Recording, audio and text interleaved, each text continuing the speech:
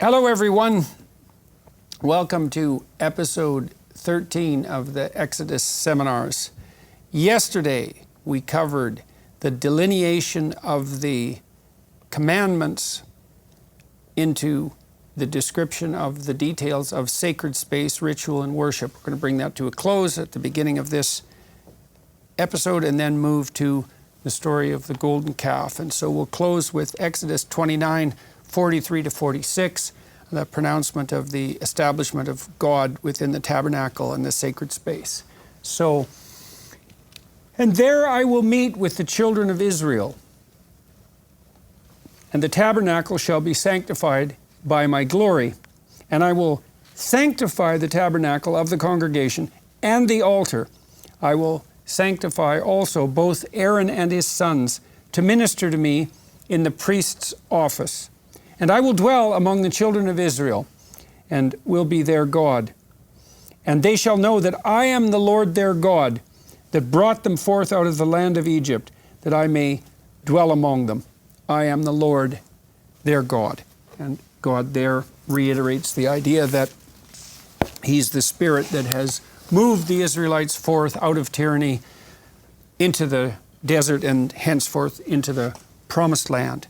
And so, any concluding comments on this section dealing with sacred space, ritual, and worship? I mean, I think it's important just to mention the notion of the glory, because it's not just a space. There's a sense in which God's presence was there in the tabernacle, and of course it's described in different ways. Sometimes it's described as light, sometimes as darkness, sometimes as cloud. There are different ways in which it's described, but it really is the presence of God which is there. And then we'll see it like when the presence is there, then the tabernacle stays, and when the presence goes up, when the presence leaves, that's when the people will move their tents and will kind of change place. So it's a foundation of space is the best way to understand it. It's like the presence of God is the foundation of stable space. Mm-hmm. If the presence of God moves, then the church should move too. Then things should move, yeah. Right. Okay. So but as you know, the word glory is rooted in the word weight. And the contrast, I think, is Milan Kundera, the unbearable lightness of being. God's reality is the weightiest weight in the universe behind everything. So for me, this is one of the great highlights of the passage, the whole book. In other words, the Exodus is freedom from. Mm-hmm. And the law and the covenant and then the tabernacle are freedom for a new way of life and so on. But what's the purpose? The purpose, the Lord says, is His presence, His glory will be with them at the heart of everything they do. Mm-hmm. I like the metaphor. And to me, that means a lot today, because our Western culture, the lightness of being. You know, when Nietzsche says when God dies, things become weightless. Mm-hmm. There's no gravity in our culture now. Well, this is a reminder where it comes from. One of the things that I suggest to my lecture audiences, I also suggested to my clinical clients, is that when they will be called upon to deal with heavy things in their life, everyone understands what that metaphor means, and so that would be catastrophe and suffering, encounter with malevolence, things that hurt and move you deeply, that you need to have deep things on your side. And part of the promise of the eternal verities, let's say that a humanities education offered, was the instantiation within you of those deep things that would enable you to confront deep catastrophes and prevail, and that would be your alliance with truth and with beauty and with justice and with mercy. And that if you don't have those things on your side, then your lightness of being in the presence of the storms of catastrophe will demolish you, no foundation, no house can withstand a storm. And magnify that to a civilization size. Mm-hmm. Right, well, and your point is that God is presenting Himself, and so this is the Spirit that brought the Israelites out of tyranny, the Spirit that calls forth a people out of tyranny, and also that balance between darkness in the day and light at night. That's allied into a vision of the same Spirit. That's what's the most fundamental. And as you pointed out, that the word glory itself is rooted in a recognition of what's weighty. I didn't know that, by the way. But there's also a stress here, isn't there, on the personal nature of the deity. I mean, the Greeks had their theology, and Xenophanes is critical of anthropomorphism, so says that if horses and oxen had gods, they'd have gods like horses and oxen. So thinking of the divine in a quasi-human form is criticized from the very earliest Greek philosophical tradition. And in Indic theology, you have this stress upon unchanging being. But here we have this insistence upon the personal nature of the first principle. And of course, that's immensely challenging, and that's been battled over by philosophers and theologians over the centuries. But I think this is a distinctly Hebraic perspective. Well, it's interesting. It's interesting to think about that biologically in some sense. I mean, the manner in which we manifest our highest mode of adaptation is as a personality. So we bring a personality to the problem of existence, and you would think that that means that the personality is able to move forward into being because it's the being that a personality can encounter.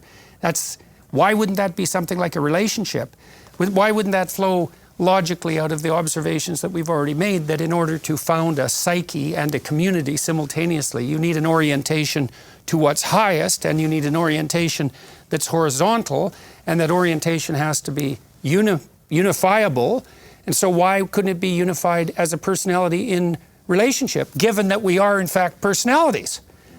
So why isn't that just a marker that has to be, that's necessarily true in some sense? Well, Greek theology develops beyond the anthropomorphism that Douglas describes, but it becomes more transcendent. It becomes a little bit more abstract. You see it with Plato in the Republic, and Aristotle in his physics and metaphysics. But what's interesting that it gets, as it were, it goes in the other direction. It gets almost too transcendent, sort of completely beyond the cosmos, completely beyond the universe. What we see here is this extraordinary fusion of the particular and the universal, as we saw in the moral universe with the Decalogue, and that's what's so distinctive about this text. The problem with the abstraction is that's the Deus abscondus problem. That's the death of God problem. Is that if God gets too abstract, then he floats off into space, and you have no connection with him. And this notion of God moving, the cosmic narcissist of Aristotle. That's right. Yeah. This notion of God moving, it just jumped into my imagination. Is God is contained within the Ark of the Covenant, let's say, but he moves. You might say, well, why would God move? And I think the answer to that is that I was doing a seminar on Nietzsche today, and Nietzsche pointed out that he was talking about this notion of will to power. And will to power, he said very distinctly, wasn't stasis or homeostasis. It wasn't something static. It was something dynamic and mobile. And you might say, well, no, we move forward in our life. It's a journey, like the Exodus journey. Maybe it's always a journey from tyranny into the desert to the promised land. And that would mean that the spirit that moves us is a mobile spirit, and that what God isn't static enough to be encapsulated in anything that doesn't move. You can build the right container, but the container itself has to chase after the spirit that moves us forward into the adventure of our life. So I think it's a relationship between the two.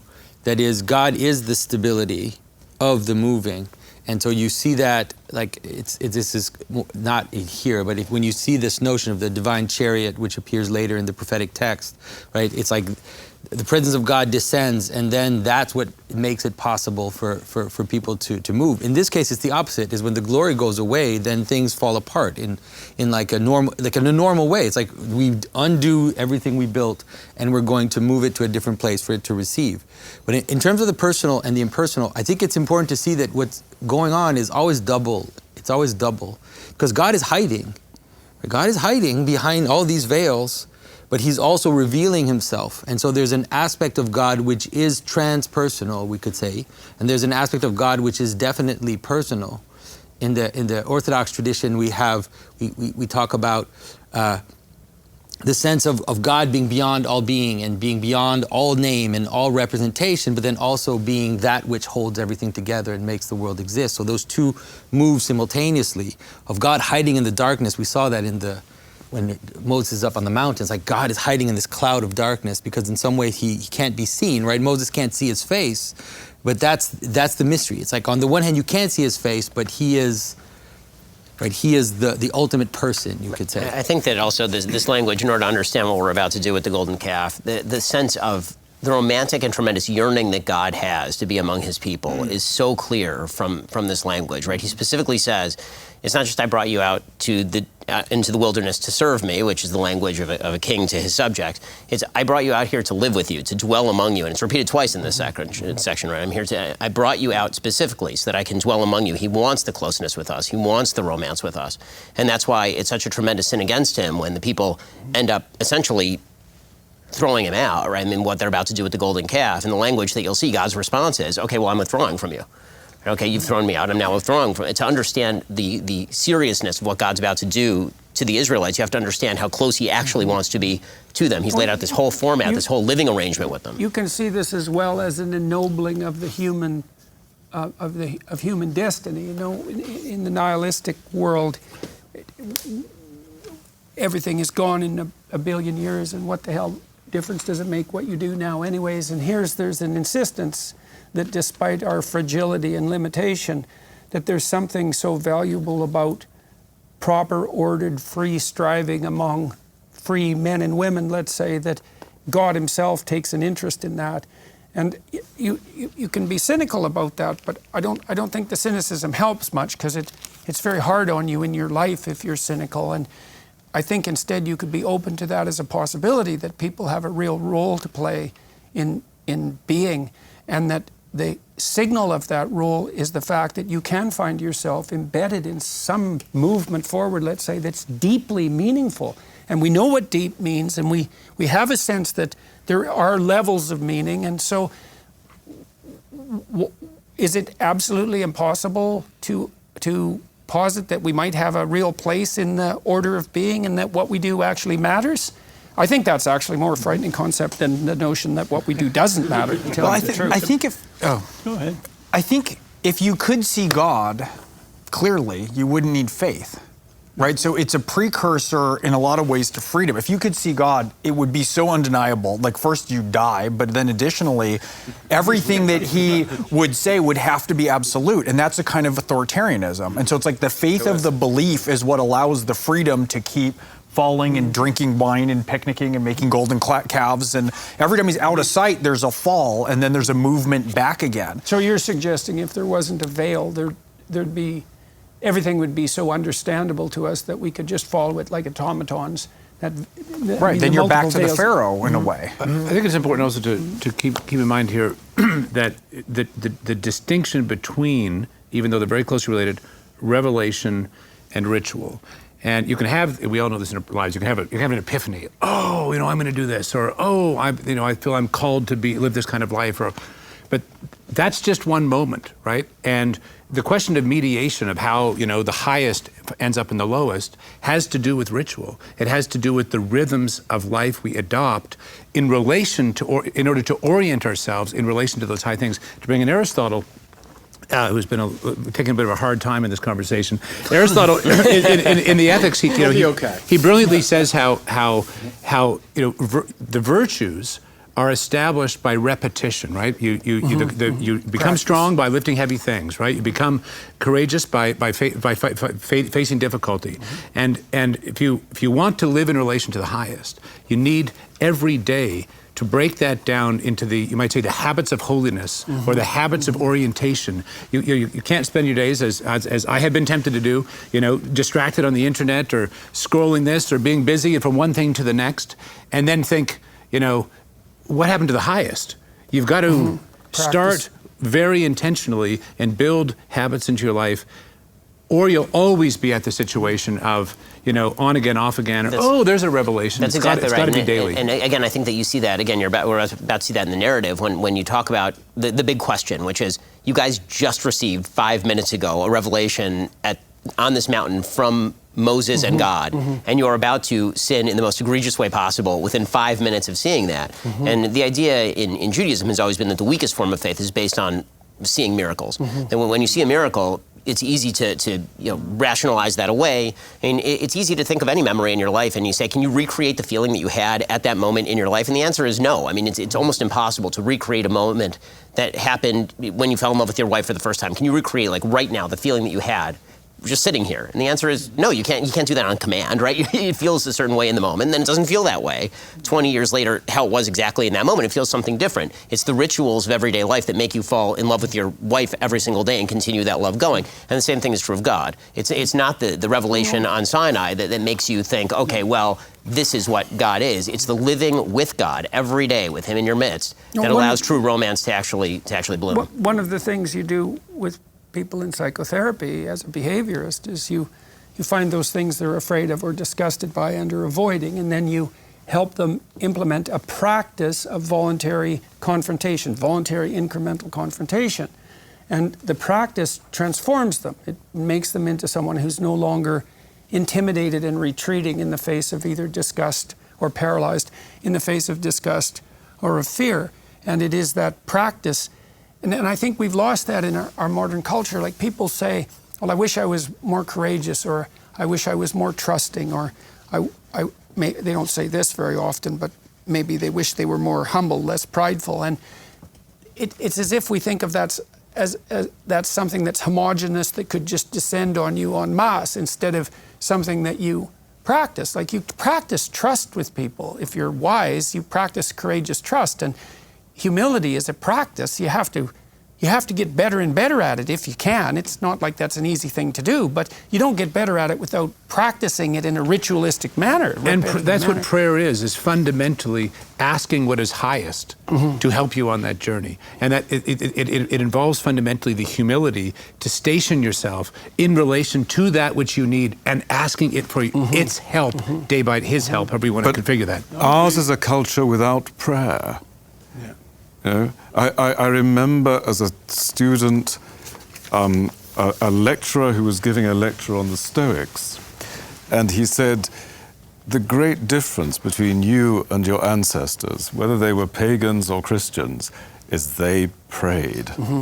And he meant these rituals of prayer, prayers at meal times, prayers punctuating life.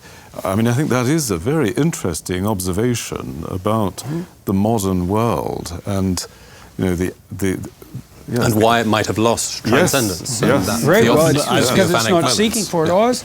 Well, I think it's lost it because we got a secularized worldview. You know, we live, as Peter Berger says, in a world without windows. So traditionally, the unseen was not unreal. But in the modern world, the unseen is unreal, and the real world is politics, technology, and so on. It's funny is people still believe in a secular manner that still has an implicit transcendence, that there's something they can communicate with that will guide them, because people often in trouble will let's say, they'll hope they do the right thing. But you think about what that means, is that it means they know they're not doing the right thing at the moment, and then they're opening themselves up to the possibility that there is a right thing, and that there's a source of information that would reveal the right thing, and then it's easy for them to attribute the discovery of the right thing then to themselves. They thought it up. But they act as if they're talking with something, speaking with something that's transcendent, that has the capacity to determine what constitutes what's right. And so, I was thinking too, Jonathan, here about the Jesus prayer. So maybe if you would just recite that for a second, that there's something I could say about it. Lord Jesus Christ, Son of God, have mercy on me, a sinner. Okay, so you say, well, why would people repeat that to themselves over and over? And I would say, well, people won't know that it's a prayer that's repeated mentally, and sometimes monks will actually do it all the time, even in their sleep. And then there's a breathing which comes with that, breathing and a posture, and attending to the heartbeat, which creates this kind of rhythm that fills the person's life with this prayer. Okay, so I think people don't pray in part because they don't know how or what it means. But this prayer, for example, as far as I can tell, means something like, the probability that I'm taking aim properly, optimally, and hitting the target constantly is very, very low. And to sin means to miss the mark. And so knowing that, I want to keep in mind that that's the case, because the degree I keep in mind that that's the case is going to be precisely proportionate to the degree that I might open myself up to learn. So one thing you want to do, perhaps, is remind yourself constantly that one thing that could get in the way of your continued adaptation would be your unrecognized pride. And so that injunction there, that plea to note, to admit to your sins, I don't see how that's any different than opening yourself up to the revelation of something that's transcendent, because you're only deeming yourself unworthy in relationship to at least an implicit ideal, because otherwise what are you unworthy in relationship to? And if there's nothing worthy beyond that that could correct you, then there's no consideration of what constitutes unworthy at all. And then you might also ask, well, if you're not unworthy, then why the hell are you suffering so stupidly? I mean, that's the only hope you've got in some sense, that you're doing something wrong because you're blind in some way you don't understand. And if you could just lower yourself enough, that's what Jung said about modern people and God, is that modern people don't see God because they don't look low enough, which I think is a wonderful, it's a wonderful Jordan, statement. is what you're saying that the kind of the sense of an inner psychological fragmentation, a sense that one somehow out of kilt with the realm of value, out of harmony, brings with it or the implication that there really is a moral universe, a world of value out there which is discovered, not constructed. Well, it's pretty rough on people if they have no notion of moral progress whatsoever. I mean, then what do you do if everything around you is miserable and you're suffering? It's like, well, there's no up. Well, there's clearly a down, because that's where you are. If there's no up, there's no hope. And you rarely find anybody so nihilistic that they really believe that there isn't even in principle an up beyond the hell they're in. Now, people do fall into that trap from time to time, and I would say at that point they're seriously and maybe irreparably suicidal. I think it's Well, true. Stephen was saying outside a wonderful little phrase, reality is on our side.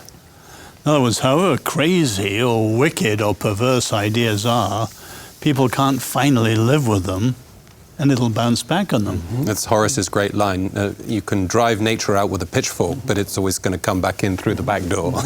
Horace? Horace, yeah. I'd like to ask a question that I've been waiting. Ben said God wants to dwell among us, correct? So I'm going to pose a question. It's not rhetorical. I don't have an answer. I'm very curious for any of your answers. Does God want, number one? But number two, if he does he want for his sake as well as for our sake? If it's for his sake, are we, and these really are open questions. In other words, if God wants something, then if he doesn't receive it, he's presumably sad. You can't say God wants X, doesn't get X, and has no reaction. The very notion that God has a desire implies God has emotions. Are we right to say that about God, or are we talking, as the rabbis would say, Bilshon B'nai Adam, in the language of human beings? But if we're talking only in the language of human beings, then it's make-believe. I don't want a make-believe view of God. So I don't know, does God want things for him? Why would it have to be make-believe rather than something like analogical? Correct. Because if we understand this, we've been talking about this idea of this kind of subsidiary structure and how things lay themselves out in patterns that move all the way down reality. So the language we use about God, it misses God because God is transcendent beyond all things, but it's not arbitrary. It's the right word at the right level. And so a good way to understand what this is, that if God doesn't dwell among us in some way, the world actually ceases to exist. I agree. Right. I agree. That's about us. Yeah. That we need God is a given. Does God need us? I have a Jewish line of thought on that question that you might find interesting. So there's an old, and I don't remember where it's derived from, unfortunately, but I know it's derived from Jewish thought. What does a being that's omniscient, omnipotent, and omnipresent lack? And the answer is limitation. And so that's allied with another thought, which is God and man are in a sense twins. God has all the advantages of that which is unlimited, and infinite, and human beings have all the advantages of that which is finite and limited. And the union of the finite and the infinite is greater than merely the infinite. There's something more complete about it. And it seems to me to reflect something else, which is one thing we know about being is that being is uncomfortable with mere being. And you can tell that because being is aligned with becoming, right? The world keeps unfolding. It has a telos of sorts, even if it's just an entropic telos, which it isn't by all appearances, but even if it was just that, being itself transforms. And so you could say, metaphorically maybe, that there's a longing for becoming that's implicit in being. And then there's an adventure in limitation that isn't there in that which is unlimited. And maybe you have the best of both worlds if you have limitation and lack of limitation. And then you might say, too, how do you deal with the catastrophe of limitation? And that goes back to Greg's point to some degree, which is, well, you ally yourself with a veiled form of what's unlimited, and that fortifies you. And that way you can bear the catastrophe of being without floating away because of your lightness, that you're still in relationship with the infinite, and that gives you the courage. And then if you're skeptical, you might say, well, are you in relationship with the infinite? It's like I would say, you're in a relationship of some sort with the infinite, because there it is. You're encountering it all the time. And then the question only is well, is the relationship heartening and helpful, or is it destructive and does it engender nihilism and hopelessness? You're stuck with it. I mean, people know that when they look up at the night sky. You know, you're faced with the infinite no matter what. And are you saying that the infinite requires the finite as well? I mean, one of the questions, it seems that because the infinite gave rise to the finite, right? So, Dennis, I love Rabbi Heschel on this. You know, in the book The Prophets, he contrasts the Greek and Aristotle notion of God as the unmoved mover. And he says, no, the God of the Bible is the most moved mover, who loves and has compassion and is jealous and so on, and puts a very different view. I mean, I studied in my youth under a Hindu guru in Rishikesh. And, you know, the ultimate God of Hinduism is beyond all caring and feeling and so on. And I love the fact that the God of the Bible loves in this deep way. So, I mean, it's both, on right? that I mean, side. you get to Deuteronomy, right? And God is described as, in the Hebrew, Tzur Tamim Pa'alo, right? He's a stone that doesn't change. Yeah. Right? That's how Moses describes him when we get to the end of Deuteronomy. And so that's always the question, is how can these two things coexist? And it seems to me that it's almost the way that we, a layman would describe physical forces, right? When you talk about, gravity, the object wants to fall, right? Does the object want to fall, or is it just the way that the world works? Right? And that raises sort of a broader question that I think we're going to get to in terms of what the Bible is. Is the Bible descriptive or is it normative? Right? There's a sort of notion that the Bible as a piece of revelation is God giving orders to people about how things should be, about how to establish a way of the world. But there's a really basic Judaic concept, which is the world is actually the world was created by the blueprint that is the Bible, right? Which is that the world is actually built after the roadmap. And so what we're reading here is actually descriptive rather than normative. It's not as though we're trying to change, the Bible changes the world as much as the Bible describes the world, and if you wish to live in accordance with the best possible reality that already exists in the world, you're going to live according to the precepts of the Bible. And so when we're talking about God wanting or God needing or any of the romantic language that's used throughout, I mean, Shir HaShirim, right? The Song of Songs is it's a love song. I mean, it's an actual erotic love song about the relationship between God and the Jewish people. And does that mean that God literally wants to make love to the Jews, or the Jews literally want to make love to God? I mean, not really, but it's the best analog that we can make. And the thing that elicits what God truly wants of us, right, which is that emotional response to Him, that abiding passion that we should have for Him, even if He doesn't have quite the same kind of thing, right? There's always going to be, we're about to see, right? Well, we're only going to be able to see His back. We can't see His face. If God really does have wants, then I will repeat something I heard many years ago from a rabbi who asked the audience, so who's the most tragic figure in the Bible? And everybody threw out a name, and he said, I'll tell you who, God. Correct. And that has always obviously stuck with me. If God has feelings, I actually feel bad for Him. I'm not being cute, I'm being literal, because he looks upon the creature he had the most faith that he did good with, were the only day, the creation of man, that God said, and he saw it was very good, not just good. And it says, God got sad unto his heart when he looked at the human being in Genesis. So I just want to throw that out. I feel bad for God, and I mean it literally. When push comes to shove, I think the secularists think the same thing. And I would say the reason I think that is because of the Nuremberg judgment. Right? Secularists think the same thing. The same thing, that in some sense that the spirit of the cosmos itself can be ridden with sorrow because of the magnitude of a transgression. Because the Nuremberg judgment was that some things are wrong, right? The crimes against the Jews, the Holocaust. In some cosmic sense, that was wrong, right? An a priori axiomatic sense, independent of your culture, independent of your training, independent of your motivations. If you participated in that crime against humanity, that was wrong. And there's an implication there of a cosmic wrong, right? That something's But is there cosmic sadness? Well, something has to respond, like, why else is it wrong?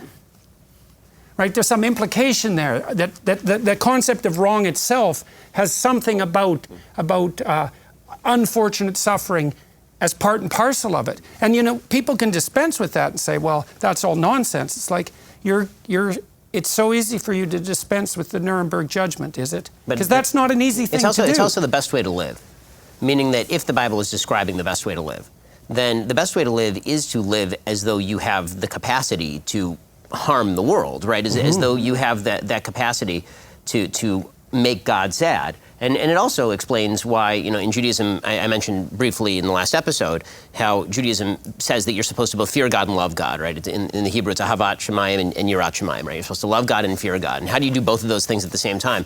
And an answer that I heard one time that I thought was quite beautiful is the same way that you love and fear your parents, meaning that you love them so much that you fear harming them, you fear hurting them, right? When you love people, you know where all their vulnerabilities are, and that's deliberately where you don't prey on them, right? If you really don't love somebody, you know where the vulnerabilities are, and you prey on those vulnerabilities, and that's how you destroy relationships. But if you actually want to have the best relationship with someone, you love them and you fear them, but you don't fear what they're going to do to you. You fear what you could do to them.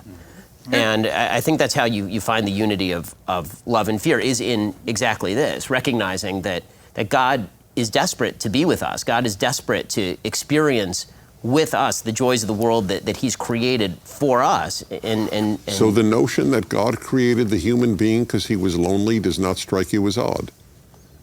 I've heard that, and I've never known how to react to it. God got lonely? Again, But I think all this is maybe that's analogical, true. right? I mean, this is Maimonides. It's Maimonides no just more says it's all an absurd than analogy, any other right? explanation. But for wait, the if it's all cosmos. an analogy, then he didn't get lonely. Well, I An mean, analogy it's the best- is not the same as reality. Because the Bible is constantly speaking in analogical. God doesn't have hands either, right? I don't have a problem with that, but then we can't have, I don't think we could have our cake and eat it. If it's all analogy, it's not real. It's not analogy. I mean, it's Okay, so it's not analogy. Well, here, wait. Maybe it can be analogy and be something deeper than that as well. I mean, here's one thing you might contemplate. So reality is that to which you must adapt. Let's make that generalization. It's a definitional generalization. And then you might ask, well, what's the best way to live? And then you might say, well, to manifest a personality rooted in love, that is the best way to live.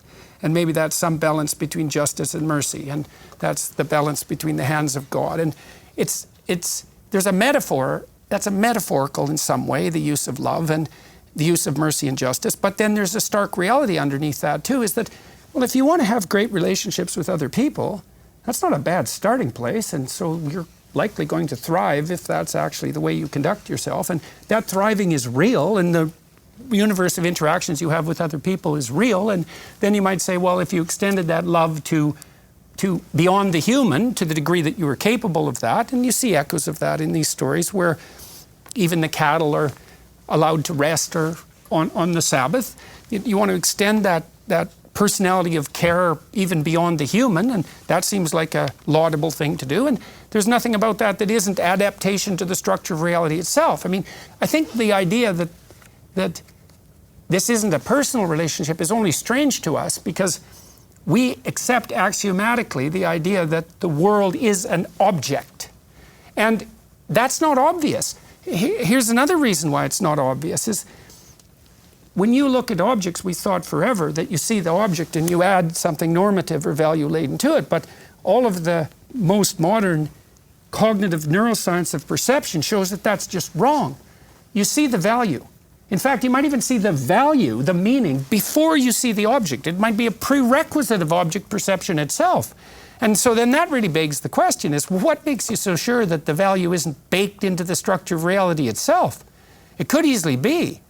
And it seems, it depends on how you define reality. But if reality is that which you adapt to, and you adapt to reality by adopting a value-laden schema, which you seem to have to do even to perceive, the only question then becomes, what's the proper value-laden schema? And the biblical answer to that is something like a personal relationship with something like the highest personality. It's like, so you could think of that as metaphorical, but it's also real. It's like there isn't anything more real than that. And I also think that's true, partly because real. One of the things that people accept as real is pain. And there's a subjective element to that, but there's nothing that you can't find anything that people act in relationship to that demonstrates their belief in reality more than how they act when they're in pain. It's like, say what you want and see how that works when you're in pain. It doesn't work. You're going to act like it's real. And so then you might say, well, pain is the fundamental reality. But then you might say, well, maybe is there something that can help you cope with or mitigate pain or prevent it? And the answer is, well, yes, there's all sorts of things. Love helps with that. And I mean literally. And so then wouldn't you say those things that help you deal with pain are more real than pain?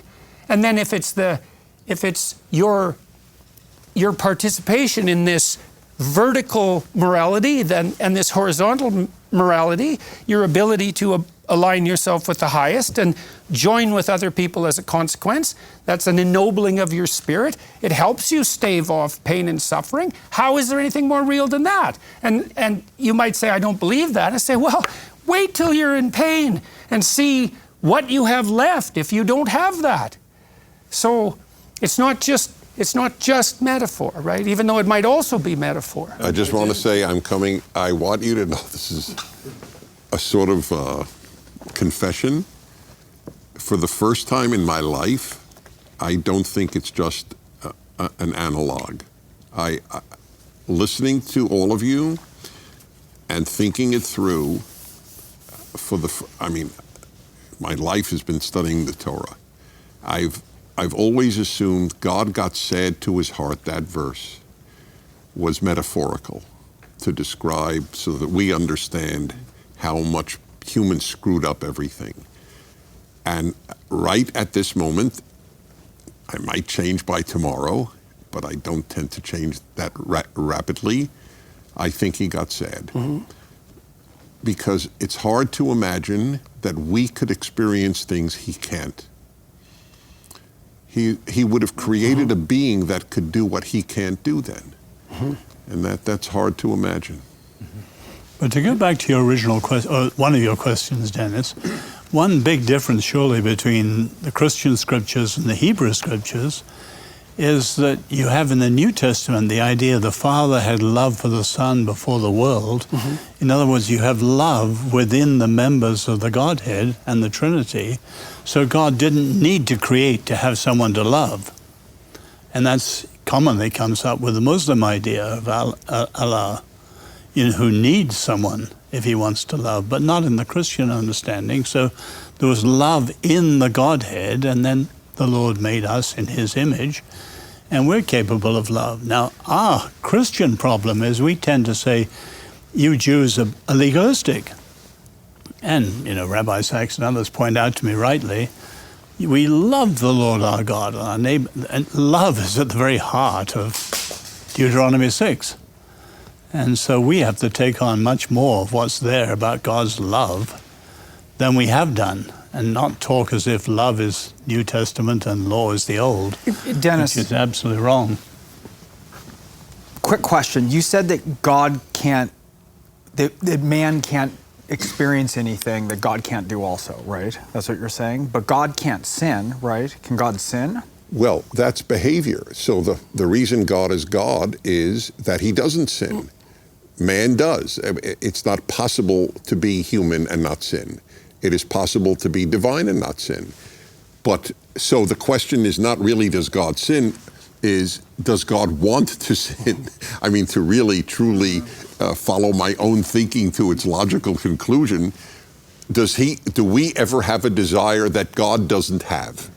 I have no answer to that. Well, we have temptation, certainly, when we get to the New Testament. But the traditional Christian vision is that sin is a turning away of something which is completely true and natural. And so it's like all our capacities are actually in the image of God, but it's only when we turn them to the wrong goal is when it's sin. And so in a sense, God can... I still use the word analogical. Sorry, Dennis. So all our capacities are the image of God, and so God sees, God speaks, God loves, all these God wants, but He does it without turning away from the original reason for why those things even exist in us. Is there also not the point that we've seen in our reading, the stress upon the goodness of God? So there's an anti-legalism there, that these are not just prescriptions from a sort of super celestial tyrant, but the prescriptions are emerging out of the benevolence, out of the goodness of God. In relationship. Yes, and one of the key themes in the medieval theological tradition in the West is the idea that goodness is expansive. So just as human sinfulness is curved in on itself, the model of God is that of the expanding, of the expansion of love. Yeah. I mean, Well, the Latin tag, the bonum diffusivum sui. If you imagine that you want to prepare your son to thrive in the world, well, what you do is you try to establish a great relationship with him, right? I mean, every father knows that. You want to establish a great relationship with your son.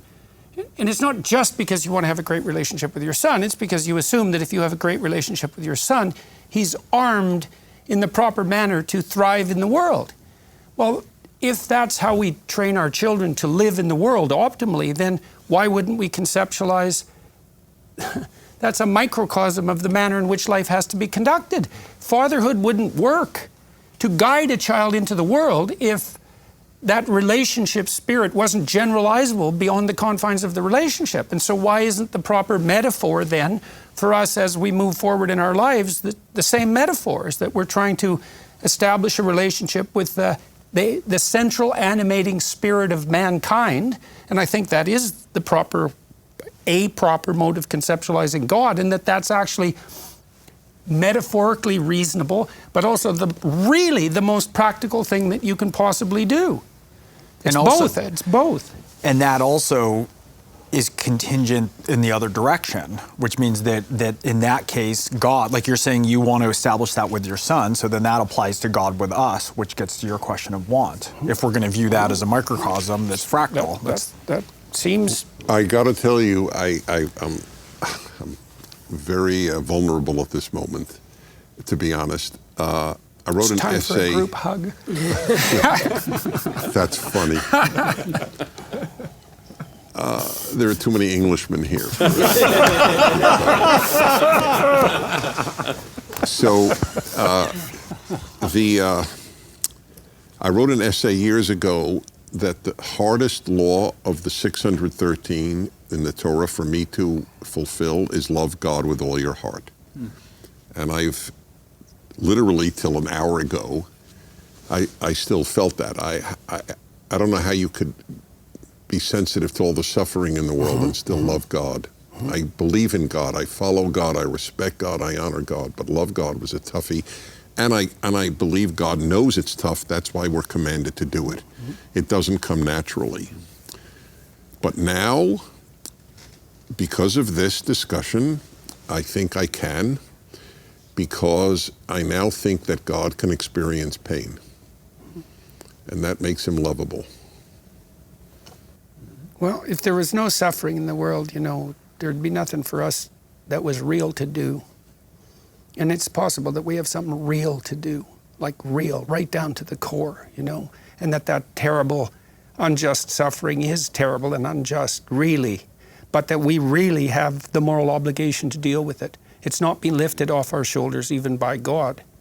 So, all right, so let's move on here. Exodus 30 and 31 is a reiteration of the building of the sacred space, the ark, the ritual, the layout of the rules for sacrifice. It happens a couple of times in Exodus, an indication of its importance. And I suppose the necessity, when these are oral books, of transmitting the procedural rules, right? It's an aid to memory, that reiteration.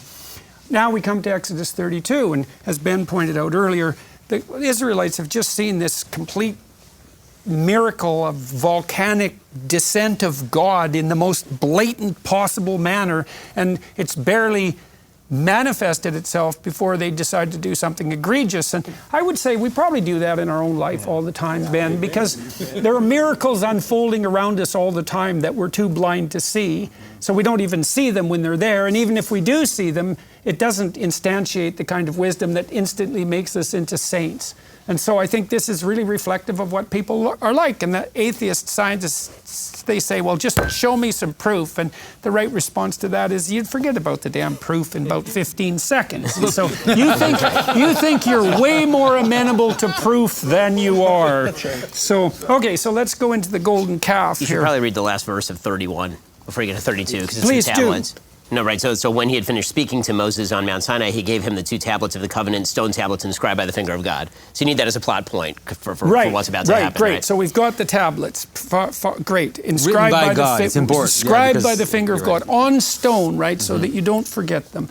And when the people saw that Moses delayed to come down out of the mount, well, he's up there communing with God, so you'd think they could have a little, and they know it, so you'd think they'd have a little patience with that. The people gathered themselves together unto Aaron, he's the political mediator, and said unto him, Up, make us some gods, which shall go before us. For as this Moses, the man that brought us out of the land of Egypt, we wot not what is become of him. And Aaron said unto them, Break off the golden earrings. It really is a pretty comical story, isn't it? It's so preposterous. It's so pathetic. And Aaron said unto them, Break off the golden earrings, which are in the ears of your wives, of your sons and your daughters, and bring them unto me. It shows that the political without Moses, without the divine prophet, is instantly at the whim of the idiot populists. It's something like that, the faithless idiot populists. And all the people break off the golden earrings which were in their ears, and brought them unto Aaron. And he received them at their hand, and fashioned it with a graving tool, after he had made it a molten calf. And they said, These be thy gods, O Israel, which brought thee up out of the land of Egypt. And when Aaron saw it, and he's just built it, right? Just made it. And when Aaron saw it, in love with his own creation, he built an altar before it. And Aaron made proclamation and said, Tomorrow is a feast to the Lord. And they rose up early on the morrow and offered burnt offerings. It's a feast for God. It's not, in Aaron's defense, it's not a feast to the calf. Yeah, because it's the name of God. To He's Yahweh. not saying, he's not saying. Okay. It's a delaying tactic. Yes, there were a lot of delaying tactics. Get your wives to give all their earrings over is perceived by the rabbis, right, as a delaying That's tactic. not an easy conversation. Yes, that's right. Yeah. Hey, honey, I'll take that earring for a calf. What are you, nuts? Yeah, okay. So when Aaron saw it, he built an altar before it. And Aaron made proclamation and said, Tomorrow is a feast to the Lord. And they rose up early on the morrow and offered burnt offerings and brought peace offerings. And the people sat down to eat and to drink and rose up to play. And the Lord said unto Moses, Go, get thee down, for thy people which thou broughtest out of the land of Egypt have corrupted themselves. Thy people. Thy it's people. no longer his people. Right. So actually, you'll see Right. the wordplay here. Yeah. It's extraordinary, because you see right here, God says to Moses, your people, and then Moses, for the next chapter and a half essentially keeps saying, your people, your people, your people. The truth is that the very first time that Moses actually identifies the Israelites as his people is in the section that we'll get to in a little while, which it shows the romance between Moses and God and Moses and the Israelites. It's amazing. I mean, the grammar actually changes. He's constantly saying, they're your people, they're your problem, they're your people. And then when God, as we'll get to, offers him the ability to essentially be supplant get rid of them. And he says no. And then he says, and I want you to reunite with them. I want you to, don't veil yourself. Don't run away from us. Come back. He says, come back to us. Right? Suddenly he's identified with the people. It's a really romantic moment. It's really amazing. And the Lord said unto Moses, Go, get thee down, for thy people, which thou brought us to the land of Egypt, have corrupted themselves. They have turned aside quickly out of the way which I commanded them. They have made them a molten calf, and have worshipped it, and have sacrificed thereunto, and said, These be thy gods, O Israel, which have brought thee up out of the land of Egypt. And the Lord said unto Moses, I have seen this people, and behold, it is a stiff-necked people, stubborn like the Pharaoh. Now, therefore, let me alone, that my wrath may wax hot against them, and that I may consume them. And I will make of thee a great nation. And Moses besought the Lord his God, and said, Lord, why doth thy wrath wax hot against thy people, when thou hast brought forth out of the land of Egypt with great power and with a mighty hand? Wherefore should the Egyptians speak and say, For mischief did he bring them out, to slay them in the mountains and to consume them from the face of the earth? Turn from thy fierce wrath and repent of this evil against thy people. So Moses is mediating for his and I people. love that Moses is also like, won't that be embarrassing? Right. It's so amazing, right? So he's reasoning in this way that's... You see that What would the Egyptians say? What will the Egyptians say? Right. There's a warning here. I mean, it's that... Just as God said, I won't forgive anybody who does wrong in my name, he is saying to God, don't do wrong in your name. Yeah. And your promises. I want to express, I have so much empathy for Aaron, because I think Aaron in so many ways is like a storyteller. He's constantly mediating, and he builds, he's an artist, so he builds this golden calf, and it's constantly, like, you can't get enamored in what you build or create as an artist in a certain way, is one of the templates that it seems to be talking about, because he's constantly moderating between these two, and it's sort of like he's quick to fall in love with that which he's created. Well, his job and to view it as separate from its allegiance to how it should be properly aligned. He's also the political mediator between Moses and the people, and he's played that role. And now Moses is, in fact, gone, so the prophetic voice is gone. It's not exactly surprising that Aaron attempts then to just express the will of the people, because that, in some way, that is actually the role that he's been cast in, especially with Moses now gone. He expresses it and makes it this beautiful thing also. Yeah. And then... This is also why when Aaron dies later in the Bible, the people mourn him more than they mourn Moses. The language of mourning for Aaron is very extreme because the people are very close to him, because essentially he's a populist, but he can't be the leader, right? He can't be Moses, because Moses has to have a distance from the people. The leader has to have enough distance from the people to understand that his dictate doesn't come from the people, it comes from something higher. And the minute that he goes missing, the people immediately start creating idols out of and then worshiping the thing that they themselves created, which, by the way, is the nature of democratic politics. And we should mention at this point that that's exactly, when you look for moral value in your political leaders, you're looking in exactly the wrong place. They're people created by your hands who you then turn your worship upon. You elected them and you made them. And then you say, why are these idols not serving my purposes properly? It's like, well, because you created them. That's why they're not serving your purposes properly. And there's also an implication in the text that's a very strong implication, which is that if you dispense with that which is properly divine, you're going to worship something. And especially, and we could understand that if you understand that to worship is to celebrate and to pursue. And if you worship, celebrate, and pursue nothing, well, then you do nothing, right? You have no forward movement. And so if you're going to move at all in life, you have to worship and celebrate something. Obviously, if you destroy what's divine or turn your face away from what's divine, you're going to turn towards some sub-divinity. It's still going to rule over you. And so then the issue becomes, given the necessity of that you have to have an ideal that you're pursuing, the only question becomes, what's the nature of the central ideal? And of course, that's what the biblical corpus is trying to work out. But you don't ever have this option where, well, I choose to worship nothing. It's like, no, you'll worship your stomach, or you'll turn into Priapus, or like something's going to drag you along, because otherwise you just sit there and do nothing. You're stuck with celebration.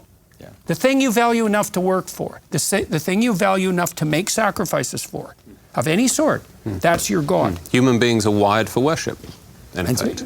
So what I find very impressive is that so the mountain now appears again as this microcosm. And so you have the animal at the bottom, you have licentiousness, desire, all these things that are at the bottom. And then Moses goes up, and it's as if it's also kind of expressing the problem of disconnecting, let's say, the high and the low. And that's kind of what's happening. Moses is going up, and so because Moses goes up, it's as if things below fall apart. And there's a need for Moses to be that mediator, and that's what he's doing. Even now, as God is saying, I'm just going to destroy these people, he's acting as a representative of the people towards God, and then he's going to go back down and act as a representative of God towards the people, right? So he really is the mediator between the two principles. And he's also trying to help God figure out if there's a way of correcting the egregious error that the Israelites have engaged in that doesn't involve that they just die, right? Because if you commit an extreme error, one of the consequences of that can be not only that you do just die, but that you should just die. I mean, it was a tradition in pagan societies. If you were a general and you conducted a battle and you lost, it was like time for you to die, right? Because obviously you weren't the right person. There wasn't this was even the case with Japanese in the Second World War. Like if the Japanese leaders lost a major battle, it was incumbent upon them to dispense with themselves. And they couldn't believe, from what I've read, that American generals would get another chance, that there was this idea that you could be redeemed from your cataclysmic sin, right? Your failure to miss the mark. And here Moses is intervening with God to suggest that even though the Israelites have done something egregious and instantaneously egregious, despite evidence that they shouldn't, that perhaps there is a way forward that's better than merely just having them die as a consequence of their mistake. I love Ben's point that in some ways God is using this as an opportunity to force Moses to identify with the people. I mean, it's such a beautiful image. And this story, by the way, this pattern, if people who are watching want to know that this pattern repeats itself in Scripture many, many times. And if you want to understand some of the stories of Jesus, for example, it's this pattern. So Jesus goes up the mountain, the disciples go on the waters, and now the waters become unstable, and now they're afraid. So Jesus has to come back down and connect the top and the bottom. Jesus goes up on the mountain to pray, the disciples fall asleep at the bottom of the mountain. So there's just all these iterations of how if you when the mediator goes up, let's say, or it disappears, then things at the bottom fall apart. If the point fall into unconscious chaos. Yeah, that's right. If the purpose of something moves up, sometimes that's a problem. It's like people can't cohere. Okay, so why is it a golden calf that they turn into? Let's talk about the particulars of the idolatry. So I have a quick question for Jonathan first, which is in Exodus 11, when the Lord's speaking to Moses, he says, "Let every man borrow of his neighbor and every woman of her neighbor jewels of silver and jewels of gold." Yeah. Right? It's a collection of all the things that are of earthly materialistic value. And we see this echoed here. But this is it. So you can see it. It's like there's two sides, which is that on the one hand, to make the tabernacle, God tells Moses that he's going to gather this stuff up, the same stuff, precious to make the tabernacle. But now this stuff that came from Egypt is gathered to make the idol. And so it actually talks about the potentiality exactly that, as a kind of neutral thing. Like, let's say money. Money is not moral or immoral, it's neutral, it's possibility. So you can take money and you can use it to kill someone, you can take money, you can use it to help an orphan. Or put the jewels in the breastplate like we talked about yesterday. Right, or you can create it in a way that elevates it. And so it really does help you understand, and I think it's on purpose that it's like, it's ornaments. because ornaments are non-functional things. They're not part of the productive Is it reality. relevant that it's the jewelry that was taken out of Egypt by the Israelites? really think so. So it's that they're recreating an idol out of the stuff that was taken from Egypt? I think so. Okay, but it so- also has to do with the problem we mentioned, that Ben brought about the other day, which is that they're worshiping that which they should sacrifice, right? And so it's a beautiful image. It's like, this is what they should sacrifice up to God, and they're worshiping it. So you can apply it to your life, and everybody will have images of it coming into their mind right away. It's like, this is what I should be giving to God, this energy, this, my money or whatever, and now I'm worshiping it on its own. Well, that's why you see Aaron try to recast it, right? He's saying this is a vector for worship, guys. This is not supposed to be like the thing that you actually worship. This That's is just a way for you, interesting. right? There's a way for you to try to elevate. It's also important to know the reason that it's a calf is because it's obviously an Egyptian symbol, right? The last time that you've seen cows in the narrative goes back to the dream that Pharaoh has with Joseph, right? Where he has the dream of the 7 fat cows and the 7 skinny cows and all of this. The wealth of Egypt is supposed to be signified by the cow. I mean, that's one of the animals that crops up in the biblical text a fair bit. So is the golden calf, is it literally a worship of something like material wealth? Yes, I mean it's a worship. The storehouse of It's also a material fertility wealth? god. Yeah, I thought that's it was right. Yeah. fertility, Canaanite fertility. Yeah. yes. Yeah, I mean, when it's clear that one of the things that's really fascinating about the Bible's take on idolatry generally is that it actually is not a take on what idolatry actually is. It's kind of fascinating. There's a point made by Yechezkel Kaufman, who's a scholar of sort of paganistic cult versus monotheistic biblical Judaism, is that the way that paganism actually works is that you have a bunch of gods that have actual backstories, right? They actually exist up there in the ether. And so one of these sort of modern biblical critiques is that Judaism just posits, or the Bible posits, a God in contrast to these other gods, and he's actually just fighting it out with these other gods. And that's obviously not clear from the text of the Bible. The Bible describes idolatry as pure fetishism. Right? It's purely, there's an object and you worship the object, which is actually not really how idolaters worship, right? Idolaters presumably worship this as a symbol of a set of gods that don't actually exist. But the Bible says they don't exist so much so that we're just going to say straight up, you're worshiping this golden object, right? Which is why I think that modern people read this, like, people used to worship golden objects, and the answer is no, people did not used to worship golden objects. They used to use that as a way of signifying something else that monotheism says does not exist. Right? What we're watching over the course of Exodus is actually, it's kind of fascinating because Judaism tends to say that Abraham is the first sort of person who's spreading monotheism, broadly speaking. That's actually not evident in biblical text. The first person who's actually enjoined to destroy polytheism is Moses, right? That's the transformative moment. And so all of Exodus is written in opposition to paganistic culture. And so when they make the idol, and then the Bible basically says that you're worshiping like an actual metal object, right? That has no other meaning. And that's why Aaron's attempting to recast that as sort of an intermediary and intercessionary thing for God. And God and Moses say no. It's really meaningful, and it also means that Aaron ends up being punished for this later on because the commandment, it's this very bizarre commandment that we get to much later in the Bible. It's called the paraduma, the red calf, the red heifer. Right? The idea is that there are certain forms of impurity that cannot be alleviated by certain sacrifices. You have to find a red cow that is pure and purely red, and then you burn it, and then you take the ashes of that, and then you put it on the people, and this purifies them. It's obviously meant to be a punishment for what Aaron is doing right now in attempting to not just say no to the people. He should just say no. He should just say, wait for my brother. He's up there. But he doesn't have the, and by the way, he tries to excuse himself. Like 5 minutes from now, when we get to it, he's going to say that what actually happened with the calf is not what happened with the calf. Right? He's going to say he threw all the metal in the fire and magically it just sort of emerged as a giant calf. Is it reasonable to consider him a careless populist? I think that it's not that he's careless. I think that he's, to a certain extent, like every leader, he has to make the choice between whether he is going to be subject to the whims of the people at all or not.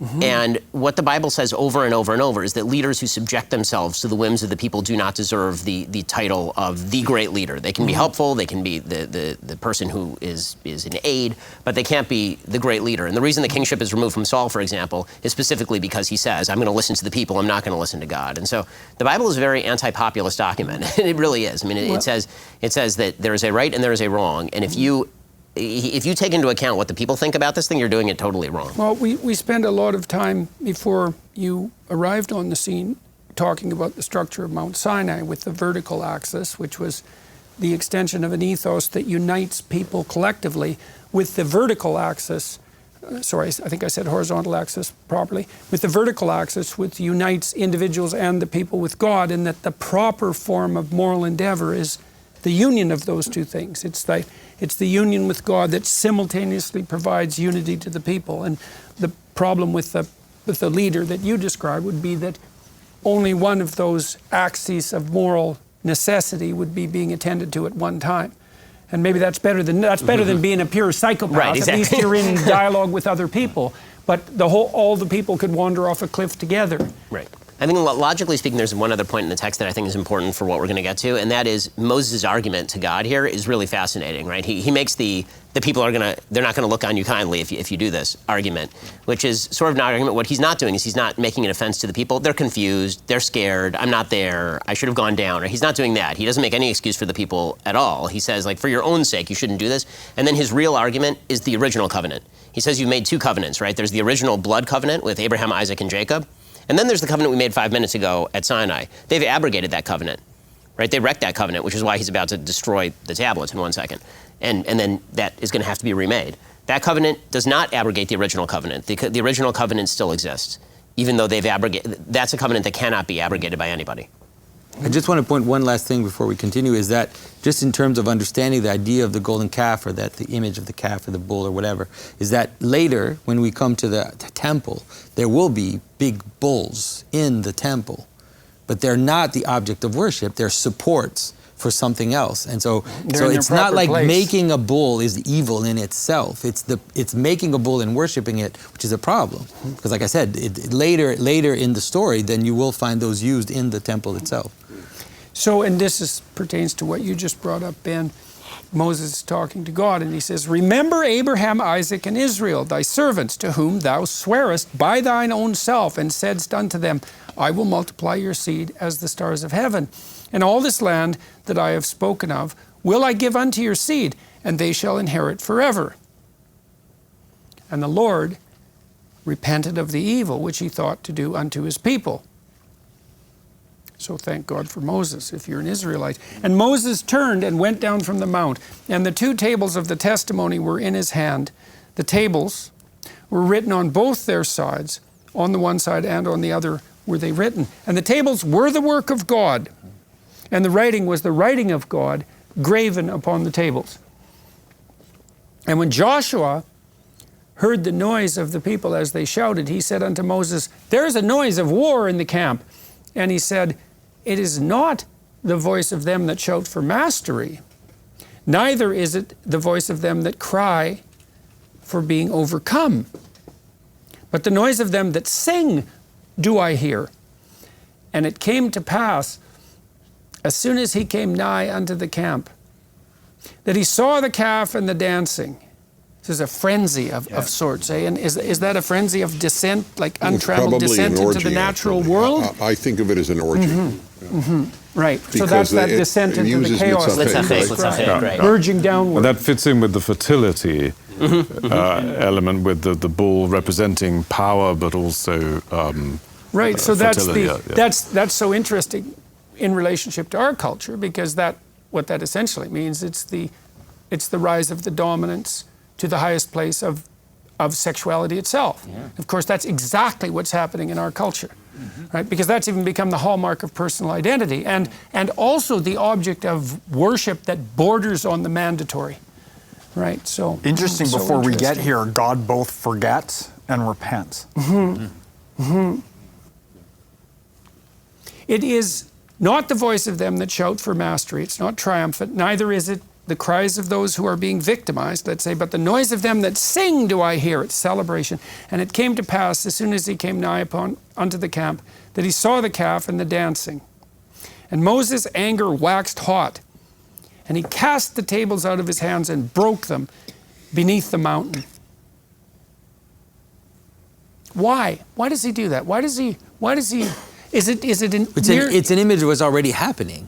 Right? This is what's happening. It's like the order so that comes from heaven is broken, and so it's like all of it, the image all comes together at the bottom. It says, that's why I think it also says, it's like underneath, almost underneath the mountain. That's at the bottom says, of the mountain, things are broken and shattered and fragmented and not together, and so that's what he does. So it's to drive the point home. Well, I don't know. I mean, It's just to show this is what, like you said, the You covenant's broke the been covenant. broken. You That's broke right. It has been broken. Right, it's broken. Right. So he's making no bones about it in what he's communicating. Well, I mean, to the he's a people. pure messenger of God, right? I mean, he's literally doing exactly what God just did, right? It says that God's anger waxed, Moses' anger waxes. The covenant is broken. Moses takes the tablets that are written, inscribed by the finger of God, the most precious object ever created, and smashes them at the base of the mountain. He says, like, what I'm doing is a physical representation of what God has already just done with the covenant. Yeah, well, and to the degree that that what's written on stone is the inscription of the deepest tradition, what he's dramatizing is the idea that this idolatrous celebration, orgy, you said, is destroying what's most foundational to culture.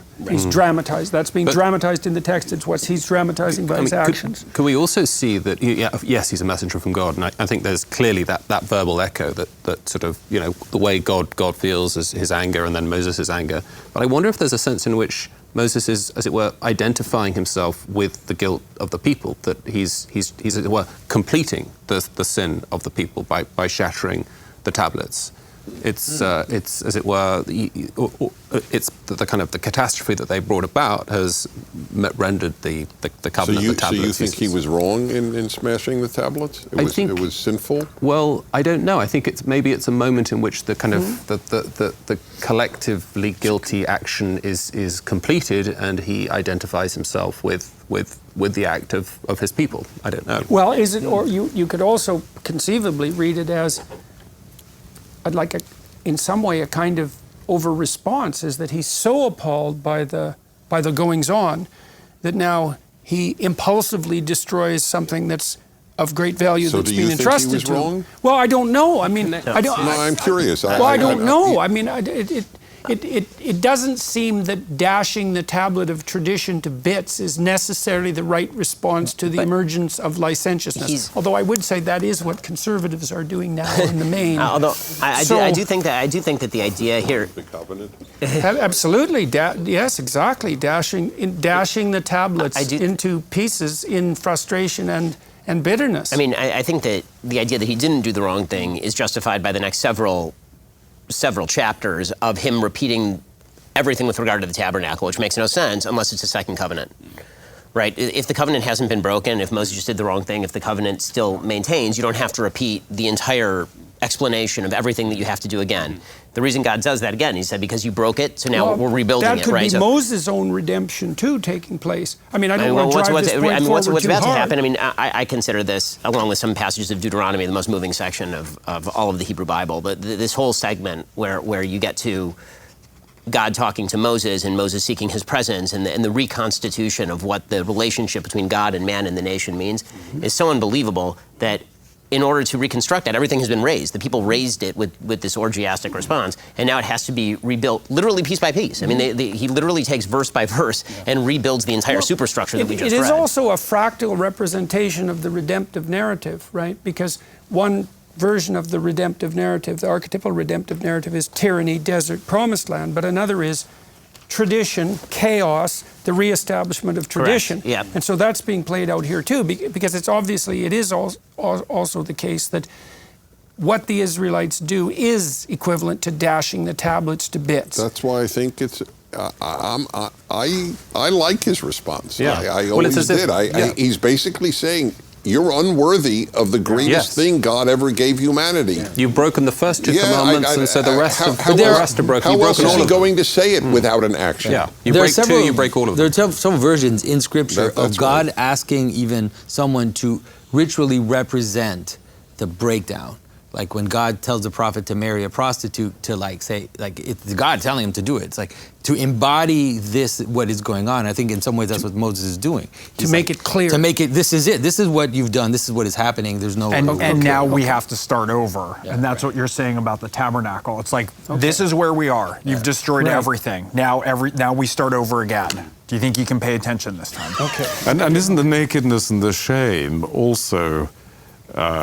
referring back to the Garden of Eden and the original disobedience. So it's going back to square one again. It's more of and what we'll see, I think, when we talk about the new covenant that's about to be created is that it's a slightly more cautious covenant. right? One of the things that happens after Moses comes off the top of the mountain is that he has to put a mask on his face, right? Because there's too much glory of God shining from his face. So the idea is that that sort of raw relationship between God and the people, which had already had to be mediated by Moses when the commandments are given, right? Because only the first couple are given by God directly, and then the rest are given by Moses, told over to the people.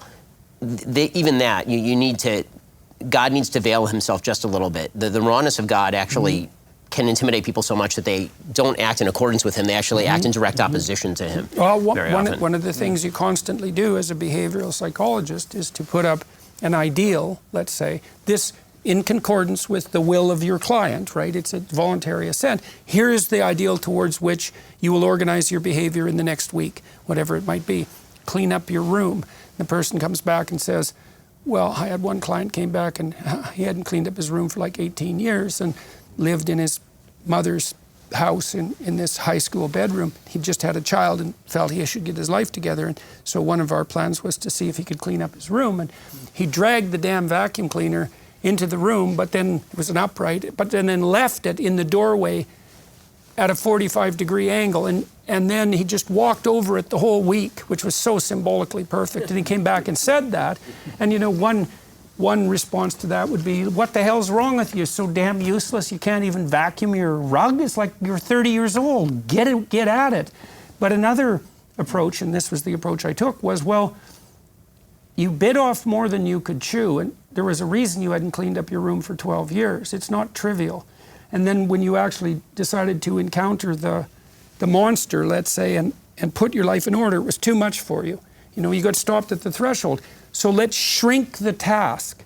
And so one of the things you do if you're a benevolent father, let's say, is you put a requirement, an ethical requirement on your son, and you say, can you strive forward to this point?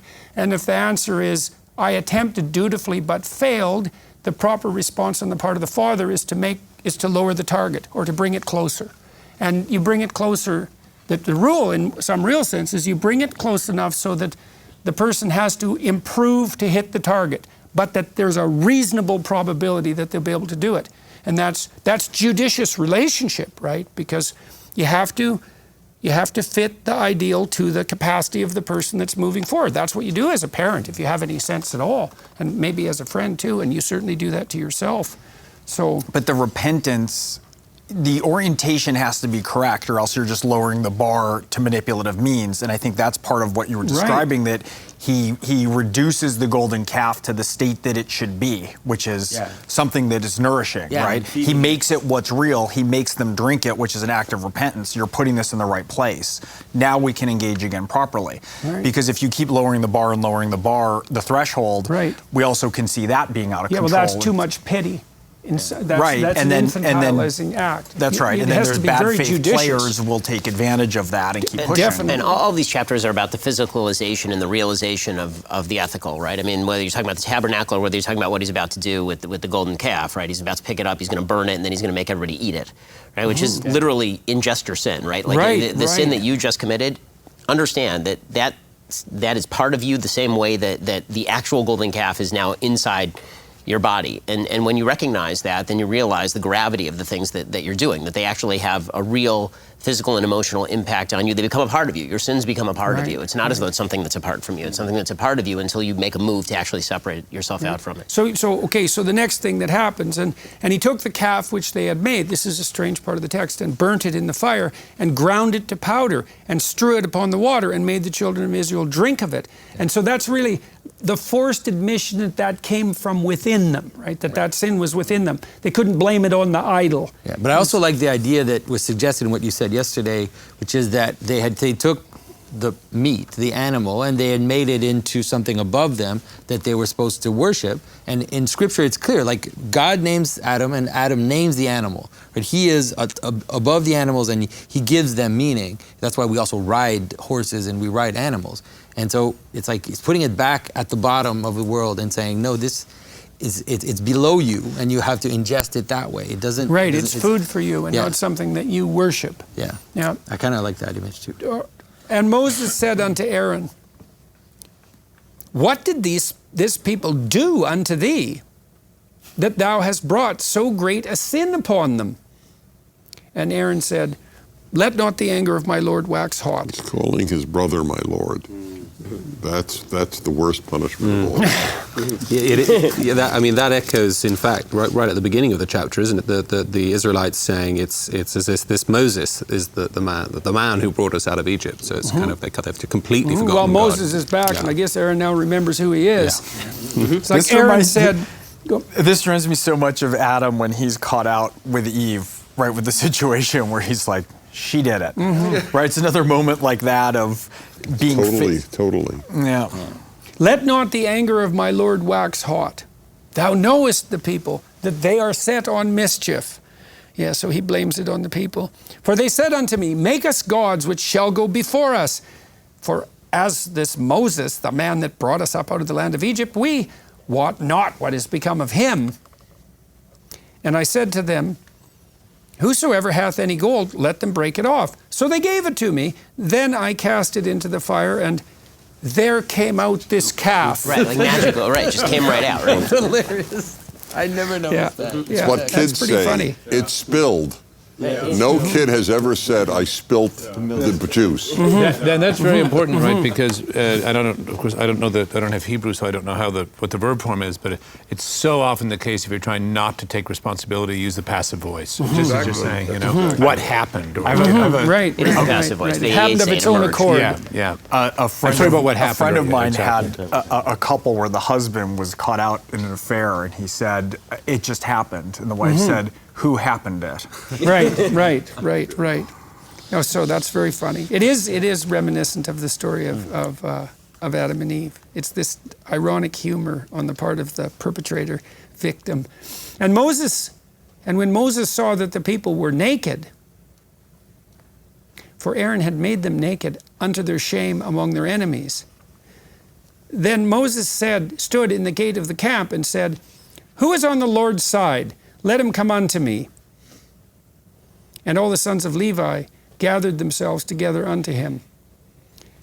And he said unto them, Thus saith the Lord God of Israel, Put every man his sword by his side, and go in and out from gate to gate throughout the camp, and slay every man his brother, and every man his companion, and every man his neighbor. And the children of Levi did according to the word of Moses, and there fell of the people that day about 3,000 men. For Moses had said, Consecrate yourself today to the Lord, upon even every man upon his son and upon his brother, that he may bestow upon you a blessing this day. And it came to pass on the morrow that Moses said unto the people, Ye have sinned a great sin, and now I will go up unto the Lord. Peradventure I shall make an atonement to bring us together for your sin. And Moses returned unto the Lord and said, Oh, this people have sinned a great sin, and have made them gods of gold. Yet now, if thou wilt forgive their sin, and if not, blot me, I pray thee, out of thy book which thou hast written. That's such an unbelievable thing. Yeah, it is. Right? It's an unbelievable thing. You have this, and to understand how unbelievable that is and the act of unity, you have to understand that Moses is the perennial outsider throughout this story, right? He's a Jew who ends up in the palace of Egypt, so he's a complete outsider there. He goes back out and he tries to save a couple of Jews who are, one Jew's getting killed by an Egyptian, kills him. The Jews are going to tell on him, so he has to run away from the Jews and then go to Midian. He's an outsider in Midian. He comes back. The Jews don't have any idea who this guy is. The Egyptians hate his guts. He's a lone man, and here he's saying, my whole life story is now bound up in the duty that you gave to me that I didn't want in the first place. So if you decide to destroy this people, then you need to blot me. I mean, it's such an act of heroism for him to say, it's not just kill me or get rid of me if you're going to get rid of them. It's not just me with them. It's get rid of the book, which is the thing that matters the most, right? Get rid of my name in your book completely. I don't belong here because the mission that you've given to me, if you obliterate that, you obliterate me. It's an amazing thing. So do you read that as his taking on of the fullest form of responsibility, even despite the fact that he's an outsider who hasn't been listened to, who's been betrayed like consistently? Yeah, I mean, he has to opt into being with the people that he really doesn't. There's not a lot of reasons for Moses to like the Israelites when you read the story. All they do all day is whine and apparently have orgiastic rituals the minute he leaves. So there's really no rationale for him to do this, except that he has so fully embraced the duty that God put on him and that he tried to run away from in the first place, right? In the incident with the burning bush, where he says, I don't want this. And God says, well, tough, this is your job. He's so embraced that he is his duty at this point.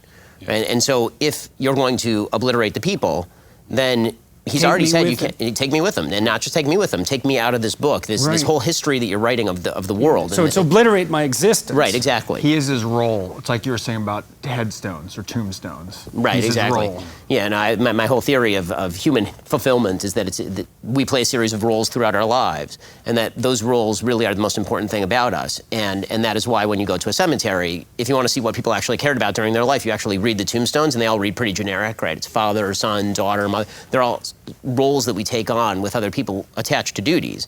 And so Moses is the highest form of the person who has a duty and performs that duty. And so if that duty is taken away from him, then it's his reason for being. There's no reason for his being or for his having been, right? He never existed. Right. Yeah, I think you see that very well. In fact, I mean, it's almost as if God recognizes the sort of Moses' sort of status as a kind of an outsider. In that, just in the previous chapter, verse 10, he says, "I will make of thee a great nation, and will forget about the Israelites." And Moses refuses that. He says, no. He recalls God to the covenant, to the original covenant. Right, yeah, well, it's very interesting that Moses is offered that option, because that's another way out of the sin, is like, to hell with all this. We'll just start new, essentially like Noah. Yeah. Right, and Moses rejects that. We'll start over, and he says no. Yeah, so... And there's a great sense of just self-sacrifice, like it's an image of self-sacrifice here, where he's like, basically, it's almost as if he knows God loves him, and he's willing to say, he's willing to put himself and say, well, I know you love me, so kill me. It's like, and then God. It's like the sacrifice to Isaac almost. It's like it feels like a. Like himself. It's also reminiscent of that notion that if a few good men could be found in Sodom and Gomorrah, then God won't destroy it. Right? If there's any goodness there, I mean, Moses is making a case, I suppose, that at least he's there and on God's side, and maybe that's enough. And why do we think, perhaps, that given that he doesn't really have any reason, why didn't he jump at the chance to start again? I think that goes to the transformation of Moses from a wanderer to the man who is the mission. I mean, even his argument with God is, you're betraying your own mission. Right, I identify with your mission even more than you do at this point. You're talking about destroying the people. That's not your mission. You told me what your mission is. You put me on this mission. And so if you betray that mission, then what are you doing, right? I mean, everybody else is going to point out that you said you were going to do a thing and then you didn't do the thing. And that's the theme that he keeps coming back to over and over and over again. And so it's an index of the depth of his commitment to this particular mission at this particular time and place. Which is why it's going to lead up to the most intimate moment between man and God that exists in Judaism, right? He's going to talk to God directly and ask to experience his essence, right? Which is, that's how identified he is with the thing that he is supposed to be and the thing that he is supposed to do. I mean, it's so romantic, all of this language. It really is an amazing thing. I'm murky about this, what we just read, 25 to 28. And when Moses saw that the people were naked, for Aaron had made them naked, unto their shame among their enemies. What's going on there? Do you think is the nakedness a reference to the orgiastic occurrence? Well, and how is it tied in with the Aaron? biblical word for naked is arum, right, Dennis? So parua is, I've seen it translated a little bit differently. Usually it means that they were sort of running wild or running out of control. And so it's not like they're physically naked as much as they're completely out of control, and Aaron has made them and allowed them to become out of control. And one thing that's fascinating here in the language is what exactly he then says, right? He says that he wants everybody to take out their sword, but the specific language of where they're supposed to put the sword, right, is that he says that you're supposed to put your sword on your thigh. Okay, the word thigh in biblical Hebrew is a euphemism. Mm-hmm. Okay, right. It's tacha yirechi is the word here is yirecho, right? He's supposed to put on his thigh. That is not his thigh, right? It's his organ. The idea here is that if you go back to Genesis, oaths are sworn where there is a commandment that has been fulfilled. He's reminding them that the command of the original covenant again, right? Are you with the original covenant? The original covenant was in this place, right, with the circumcision. You have to put essentially your sword where the covenant is.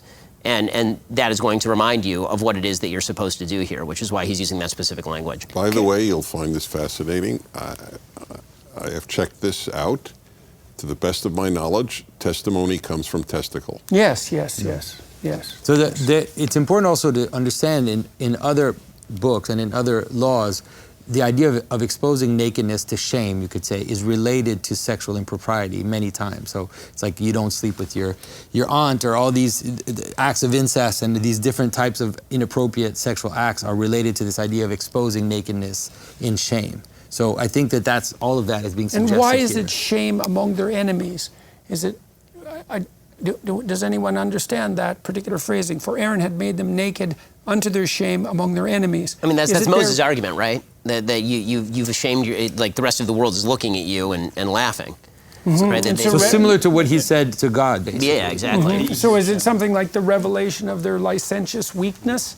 Like how powerful is your God and how powerful is your covenant if 5 minutes after you got it, you guys are engaging in an orgy at the foot of the mountain in front of a golden statue? Right. Well, and that nakedness It is does a sound revelation. pretty damning when you put it that way. It is a revelation of vulnerability, you know, and you might say that if you reveal your licentiousness to your enemy, you do simultaneously reveal your weakness. And so, this is so, because I have the image that came to my mind, which is that the image of Noah in his tent, who's drunk and naked, like this brings it all together in terms of licentiousness and this. Yeah, I think all those images come together to show you that it does have to be some kind of. It's the case that when you do something shameful, you reveal your weakness. Yeah. I mean, that's actually why it's shameful. Right, so that's just literally the case. So, and then the nakedness you were talking about yesterday, right? Because animals are naked, right? So the nakedness here, even if it's not literal and orgies, it's like they're showing their animal tendency. They're showing that which we're supposed to distinguish ourselves by being clothed. The modern response to that so often is dispense with the shame. Right. Right. You don't dispense with the sin, but if the thing is that the shame is actually an index of weakness. And we talked earlier about the fact that you should ally yourself with powerful forces of virtue to sustain yourself through life. And then if shame is an index that you've fallen short of that task, to dispense with the shame would mean to not even notice that you've revealed your weakness. And that's going to be bad sociologically because your enemies might get wind of it, but it's not going to be so good for you either. Today there's shame if a college girl says, frankly, I'd rather get married than have a great career. That's shame. And so what do we make of that? Do we want to talk about the massacre? Yes, definitely. Yes, I was just going to point that out. Let's just skip over the massacre. No, let's not. So what do you have to say about that? So there's 3,000 people are now killed because of this. So no, I mean I think that I tend to understand it analogically, and I tend to understand it in the way in which the Church Fathers would understand it. It's a pattern, and it's a pattern that can help us understand the necessity of that. Like if you could say it within you, if you wanted to apply it to yourself, that if you fell into that state, then there would be an aspect of you that would have to be culled. Yeah. Well, I think you could also say that if once a society falls into an unbridled idolatrous licentiousness, the probability that massacre is about to occur is very high. So now it's salutary in this sense, in this situation, because it's the price that has to be paid for progress towards the next covenant to be made. But I also think that there's a kind of element of what implacability about it, inevitability about it. If you want to read it non-metaphorically, and we'll read it the Old Testament biblical, the hardcore way. Exactly. I'll do the hardcore biblical way. One of the things that's worth noting here is the number. Right, it's 3,000 men died that day. Well, we've already been told that about 600,000 men are present at the giving of the Torah. So that's actually a pretty low number, right? Because all the people presumably are engaging in the worship of the calf, and everybody is given the opportunity to opt out.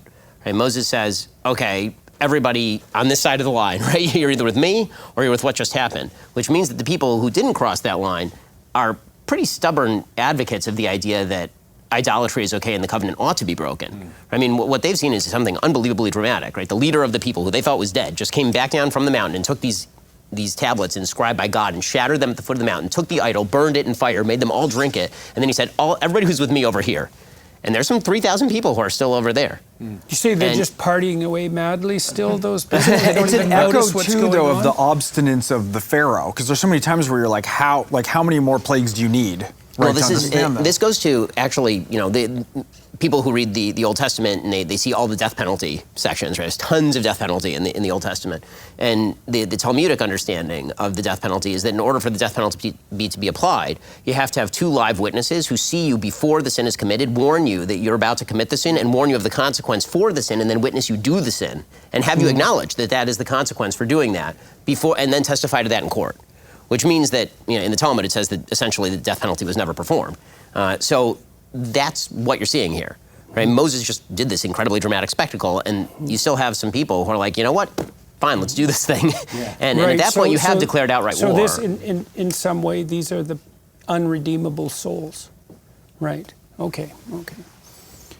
But it's also, you can understand it also, like the breakout of order onto chaos. Like when chaos becomes too big, that there is, at some point, it's going to happen. Yeah, right. Absolutely. You can think about a riot. Like there's things there. It's a demonstration. It's a riot. When that happens, then the pressure that will be applied by the system will be far more violent than what normal the. By the way, Moses is also forestalling something way worse, right? Because what's about to happen, it's this parak, this chapter finishes with a plague.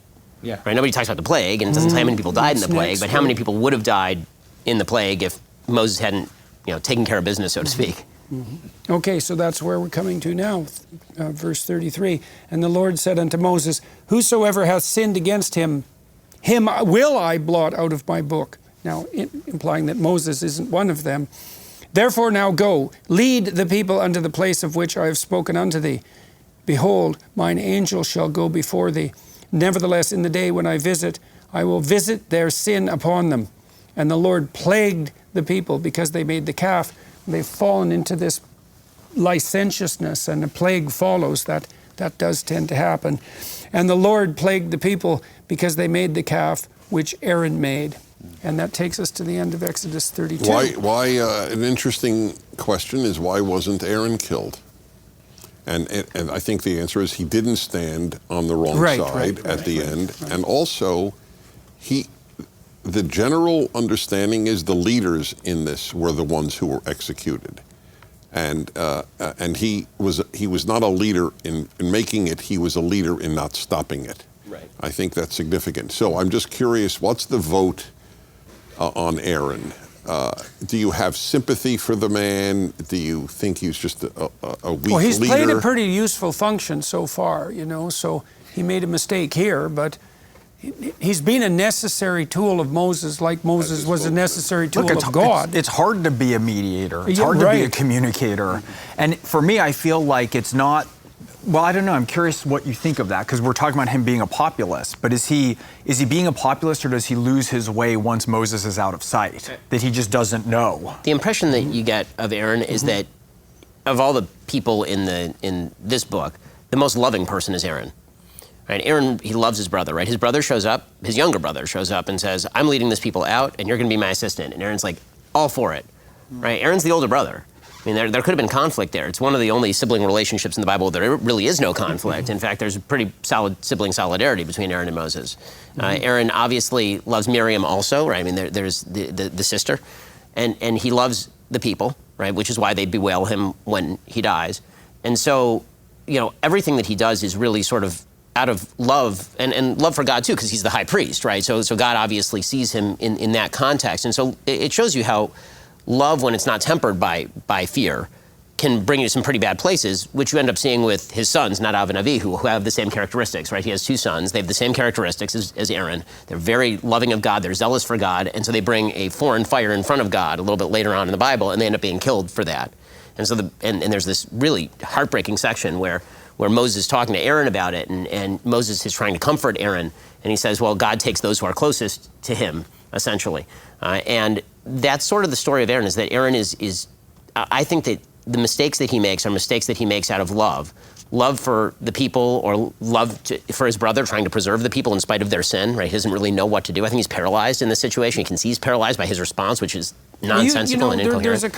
There's a kind of goodness in that compassionate love that might be part of that, is that, you see people who are so bound by compassion for their fellow people that they will they'll sacrifice their relationship with what's highest to maintain that compassion. And then they'll sometimes even state that as a virtue, but it's not a virtue, right? If you let people off the hook because you love them too much, that's actually a mistake. So it's a complicated mistake. That's the mistake of excess compassion, right? And that it's very hard for modern people to understand how that can possibly be a mistake. That's what made Freud such a genius, right? Because he pointed to the Oedipal mother. Said, no, you know, compassion, untrammeled compassion is a catastrophic monster. Never in modern world, everybody goes, well, that just can't be the case. How can you be too compassionate? It's like, well, you forget that the good is more complex than the mere compassionate. So shall we move to Exodus 33? And the Lord said unto Moses, depart and go up hence, thou and the people which thou hast brought up out of the land of Egypt, unto the land which I swear unto Abraham, Isaac, and to Jacob, saying, unto thy seed will I give it. And I will send an angel before thee, and I will drive out the Canaanite, the Amorite, and the Hittites, the Perizzites, the Hivites, and the Jebusites, unto a land flowing with milk and honey. So it's a reiteration of the fundamental narrative here. For I will not go up in the midst of thee. This is why he's sending the intermediary angel. For I will not go up in the midst of thee, for thou art a stiff-necked people, lest I consume thee in the way. Right? So that's that mediated guidance, right? It's not God, it's a secondary messenger of God. That's all the Israelites can tolerate. And when the people heard these evil tidings, they mourned, and no man did put on him his ornaments. For the Lord had said unto Moses, say unto the children of Israel, you are a stiff-necked people, stubborn and tyrannical. I will come up into the midst of thee in a moment and consume thee. Therefore now put off thy ornaments from thee, that I may know what to do unto thee. And what ornaments are they referring to there? Is it the ornaments that identify them as people of Israel? What's the reference? I think this has to do with a kind of the same kind of stripping that they participate in different places, where they clean their clothes, don't have sex with your wife. This kind of, it's almost like an ascetic.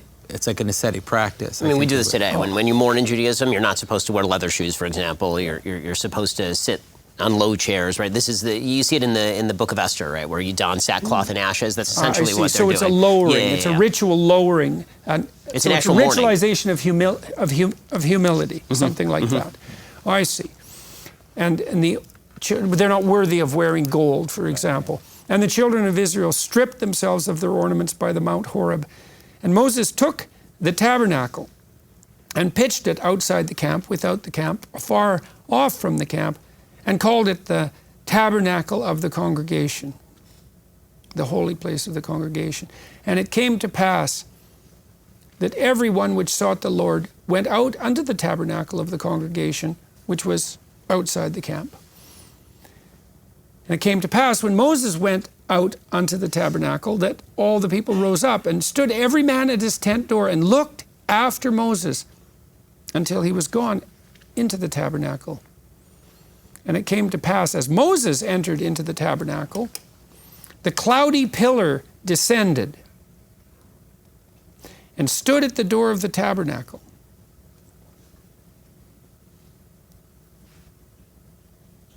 And the Lord talked with Moses. And all the people saw the cloudy pillar stand at the tabernacle door. And all the people rose up and worshipped, every man in his tent door. And the Lord spake unto Moses face to face, as a man speaketh unto his friend. And he turned again into the camp. But his servant Joshua, the son of Nun, a young man, departed not out of the tabernacle.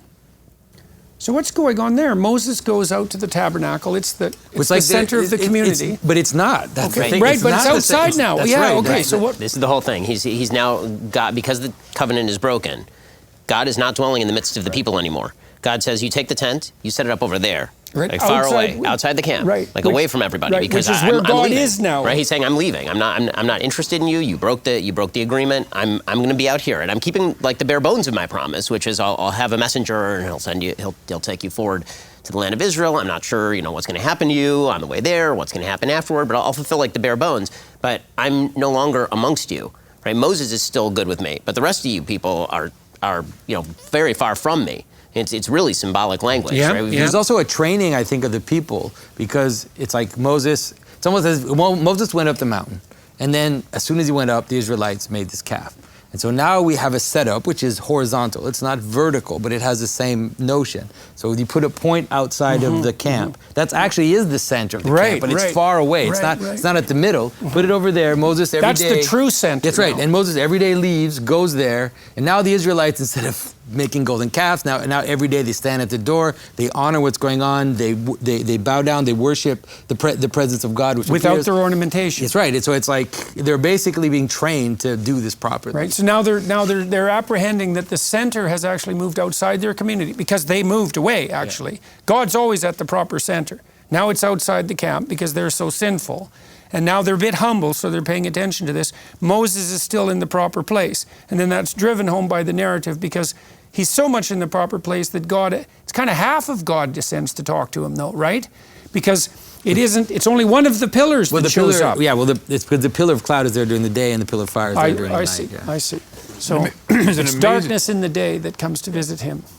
It's an amazing literary parallel here, too, between the taking off the earrings to make them into the calf, which you worship, versus taking off the ornaments. And so, what's going on here, and I think it has to do with the difference between, let's just understand this kind of anagogically, taking what you have of value, maybe it's your talents, maybe it's your wealth, maybe it's whatever, and making that into a God that you worship. And that leads, because it's a self-contained loop, it leads to the destruction. That's why they end up having to drink it, right? Because it's you. Whereas in the other case with the ornaments, that's a stripping down of what you have in order to receive what is beyond you. So that ritual humiliation, but it's interesting how the same. This parallel is it's the same thing that you have, right? In a different spirit with a different. Well, it's ecstatic. I mean, so it moves from the ecstatic to the sinful to the ascetic, right? So because there's three instances with the jewelry here. There's the first instance, which we read a few chapters ago, where God says, each man who's motivated to take his finery and everybody who's motivated to take their stuff, give it to me and we'll use it in the tabernacle, right? We'll literally build the communal house out of the jewelry that you're taking out of your ears.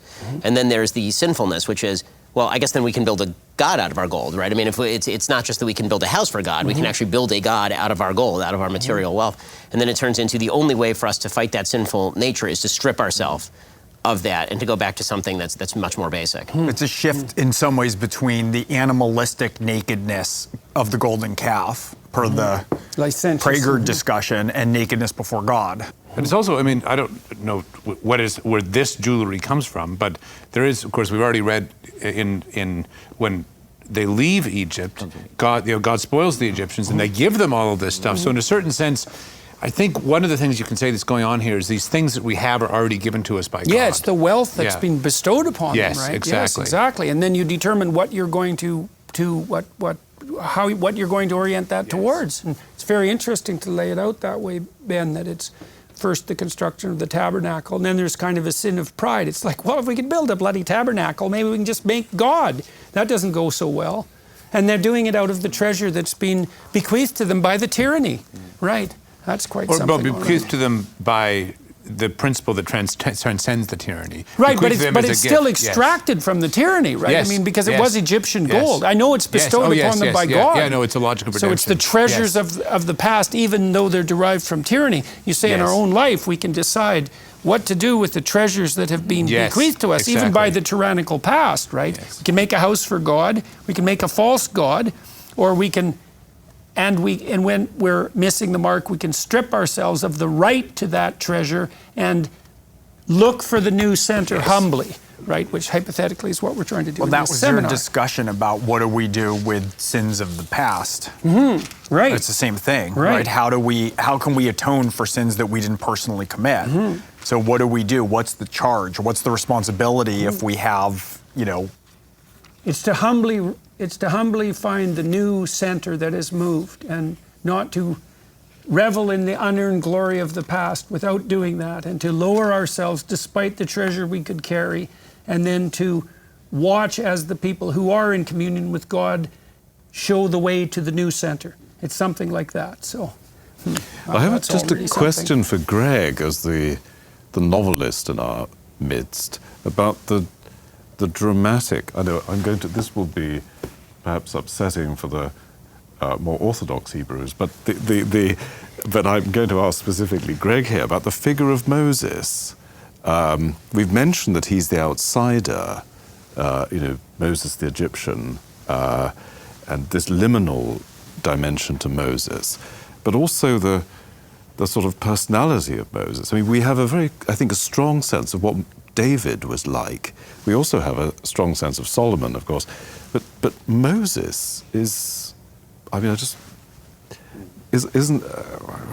What sort of? I know this. This may seem not as very much of a question. It's not upsetting at all. Not at all. I mean, from my take, he's asking you, so why don't you give your take? But Go. I'm curious your response, and then I'll respond to yours. I mean, Moses is the man who has an innate sense of right and wrong from the very beginning, right? The first thing that we see of Moses, like the first thing we see of him, we don't get his childhood, right? You just get him as a baby, and then you get him as a young adult, and the first thing that he sees is an injustice happening, and he immediately moves to stop the injustice, right? That's the raw material that God is working with. And then he is a man who's out of place in a world that is immoral, essentially, and God provides him with a mission, which is to bring morality to the world. And he's not totally sold on the mission. He's saddled with a people that he really does not like very much, which is clearly obvious from his conversations with the people throughout the Bible. And he takes on that mission more and more, to the point where the romance in the story is the romance between Moses and God. And so there's this incredibly tight relationship between Moses and God. And the tragedy of Moses is that as he gets older and his relationship with the people that he's put on his back and carried through the wilderness begins to fray, he begins to fall short. That's the story of Numbers, right? When you get to Numbers, that's what it's going to be. He keeps getting called, and he keeps having trouble answering the call, because as you get older, this is what tends to happen. And so he has a really fascinating character arc. He almost has a 3-act character arc, right? Of the person who's reluctant to embrace the call, and then the guy who embraces the call, and here we're seeing him at his full glory and his power. And then over the course of after the sin of the spies, you'll see that he kind of goes into decline. But he has this last moment of clarity, and that's the entire book of Deuteronomy. That's sort of the character arc of Moses. That's a good answer. Shall we move on? Yeah. I mean, the one thing is the one who resists the call, who doesn't want it, right? It's always a trope. That's a thriller trope. That's a Western trope. Of course, everything's derived from this with the original. But the person of the most value for a position is one who doesn't want to take it. And so it's like he becomes, in a way, in a psychological terms, he's the assimilating ego. He's the one who has to constantly navigate between the known and the unknown. Right, and so he's very archetypal rather than particularized. Yes, he's archetypal rather than particularized, and it's, there's a Western that could lay down right on top of this, and everyone would understand it. Right, that's the structure, including what's the great Clint Eastwood movie where he's older? Unforgiven. Unforgiven. That's the last sort of the part, third the act, last part, right? third That's act, the third act. That's right. Can he That's get so up? true. Can he do this one more time? Right after saying, I don't want this. I don't care about the town. I'm leaving. Right. That's the template of the early ones, and so the Western motif is something that we lay down on top of it, and it's a type. It's not specified enormously. And even historical figures like Oliver Cromwell. I mean, don't you think there's a kind of Washington? There's this the figure leading the people. Well, historical figures approach exactly. the archetypal. Absolutely, Right, exactly. absolutely. Exactly. Yes. And I mean, you see that when we get to the very end of the 5 books. I mean, it is the most tragic moment in biblical history, right? You get to the very end, and Moses has done this entire work, and he gets them there, and God, in this unbelievable image, takes him to the top of a mountain where no one's going to know where his body is, no one's going to know where he's buried, it's not made into a shrine, right? We have no clue where Moses is buried. And God is going to take him with a kiss. I mean, that's literally the language of the Bible. And he shows him the entirety of the land. He lays out in front of him the entirety of the land. And that's the story of not just Moses, that's the story of every moral human being. You never actually get to go into the promised land. Everybody dies with something left still to do. Right? And that is, the fact that Moses takes these people. No matter how hard you try. No matter how hard you try. The best you can do, and that's the gift that God gives him, is that you can see in the dim Which future. is a pretty big gift. It's an unbelievable- It's It's an unbelievable gift. I'll be very happy if I could see the promised land that I want to enter. I don't need to enter it. I just want to add, if I may, to Ben's point about his preoccupation from the very beginning with evil. He embodies for me my favorite verse in the whole Hebrew Bible. Those of you who love God, it's a command, must hate evil. And as I always repeat to people when I speak, if you don't hate evil, you do not love God. Mm-hmm. And he hated evil. It also might be that if you do hate evil, you love God, which is why I made reference to the Nuremberg convictions earlier. Oh, that was good. Once you decide that there's evil, it's like, you've made another decision too. That is a beautiful addendum, which in your name I will cite when I know, as he knows, I am Jewishly bound to cite you. Correct? Correct. We were taught. I appreciate that. No, it's a very beautiful thing you should know. Because Ben and I went to totally different Jewish schools, but we were taught very similar things. And it is a very big deal. If you don't cite a source, you are a thief. And if you do cite a source, you bring redemption to the world. That is how big it is. That's like not using the Lord's name in vain. Yes, that's right. Don't take unearned advantage. Yeah. All right, so let's walk through the end of 33 here. And Moses said unto the Lord, See, thou sayest unto me, Bring up this people, and thou hast not let me know whom thou wilt send with me. Yet thou hast said, I know thee by name, and thou hast also found grace in my sight.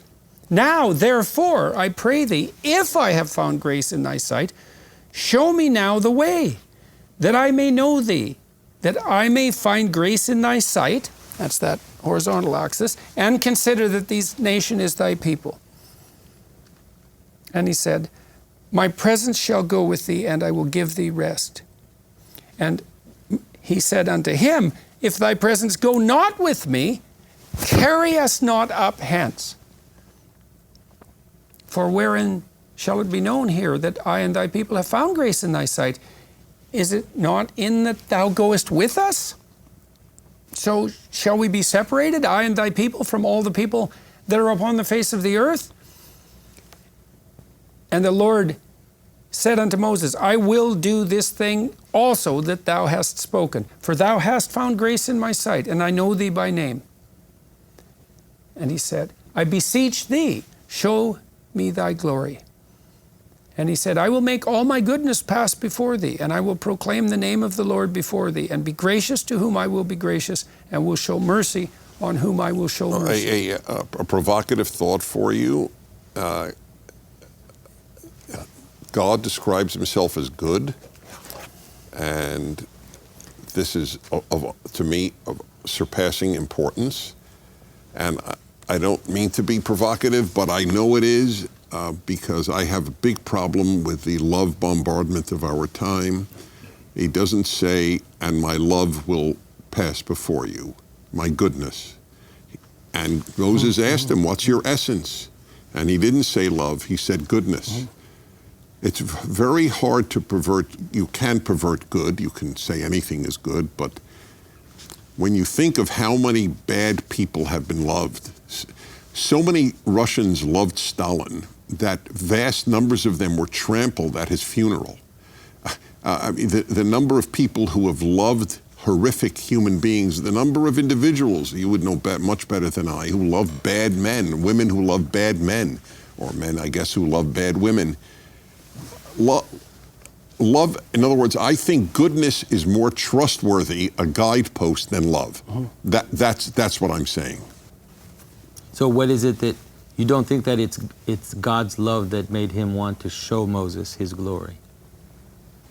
It might have been, but that's reading, it's not what it says. I'm not denying what you're saying. That might have been the motivation, but I think what Dennis is saying is that his essence, right, that if one sort of iteration is God is love, the Old Testament iteration is God is goodness. Right. Right. That's actually what he's saying. And by the way, pretty obvious that his definition of goodness is not ours, right?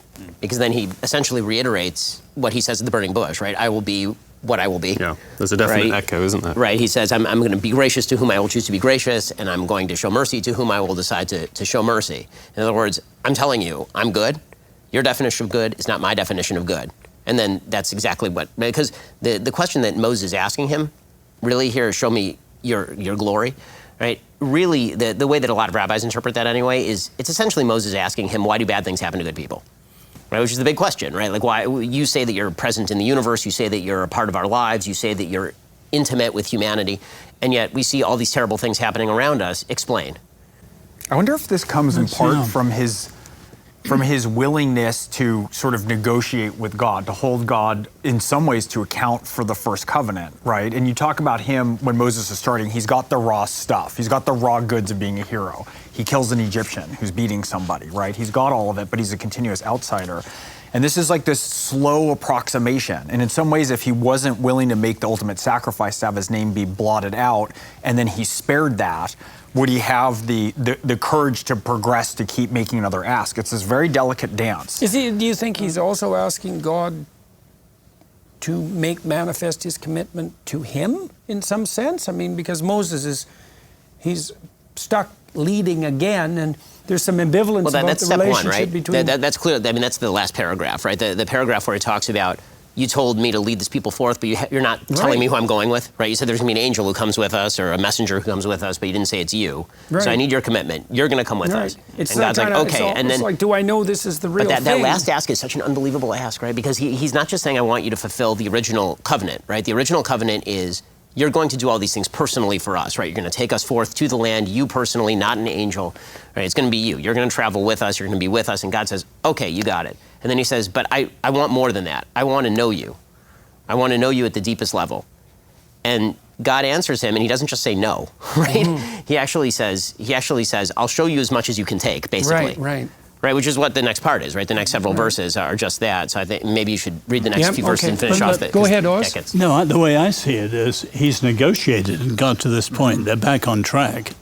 But he knows, as you said, there's going to be tough days ahead. The people are still the people. So I think this is the most audacious prayer in the Bible. He is praying to know everything of the Lord that a human being can know and not die. Right, which is also a daring prayer. And it's sort of like, take me to my limits. He doesn't see the Lord face to face. And at the end, the tribute, he speaks to the Lord face to face, but he doesn't see him. By the way, whenever know is used, K-N-O-W, with regard to another person, it means sexual congress. So it's very interesting, and I'm not in any way implying that there's a sexual element here. We of course appreciate not. We appreciate that. Yeah, no. For the record, I know you all know that, but maybe for media somebody... matters. Well, it also... Friends of media matters to us. That's right. But no in that sense also means to enter into creative union with. That's why there's the sexual connotation. Fair enough. Right, and that part is powerful. It's very powerful that he uses that word. That's all I wanted to know. The highest level of intimacy that you can achieve with another being. Is to know. Right, is what he's trying to do. And the Jungian, the Jung line, beware of unearned wisdom, in some ways is the response. It's like, I can't. You can't take what I have to show you. Is essentially the what way that he phrases it, though, like his answer that we're about to read, is just such an unbelievable answer. It's such a great answer. And God said, "Thou canst not see my face, for there shall no man see me and live." A full revelation of the core of being. And the Lord said, "Behold, there is a place by me, and thou shalt stand upon a rock. And it shall come to pass, while my glory passeth by, that I will put thee in a cleft of the rock, and I will cover thee with my hand while I pass by.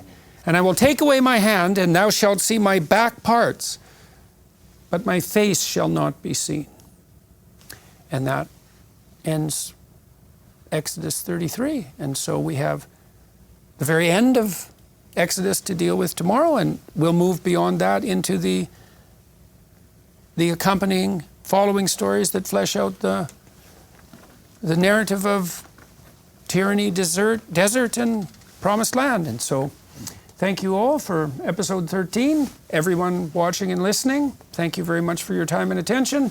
To the Daily Wire crew, so carefully filming, thank you for your efforts on our behalf, and to the Daily Wire executives for sponsoring and supporting this venture. And gentlemen, onward and upward to episode 14. Thanks again. Thank you. This idea that the vision of God is a necessary condition of the flourishing of society.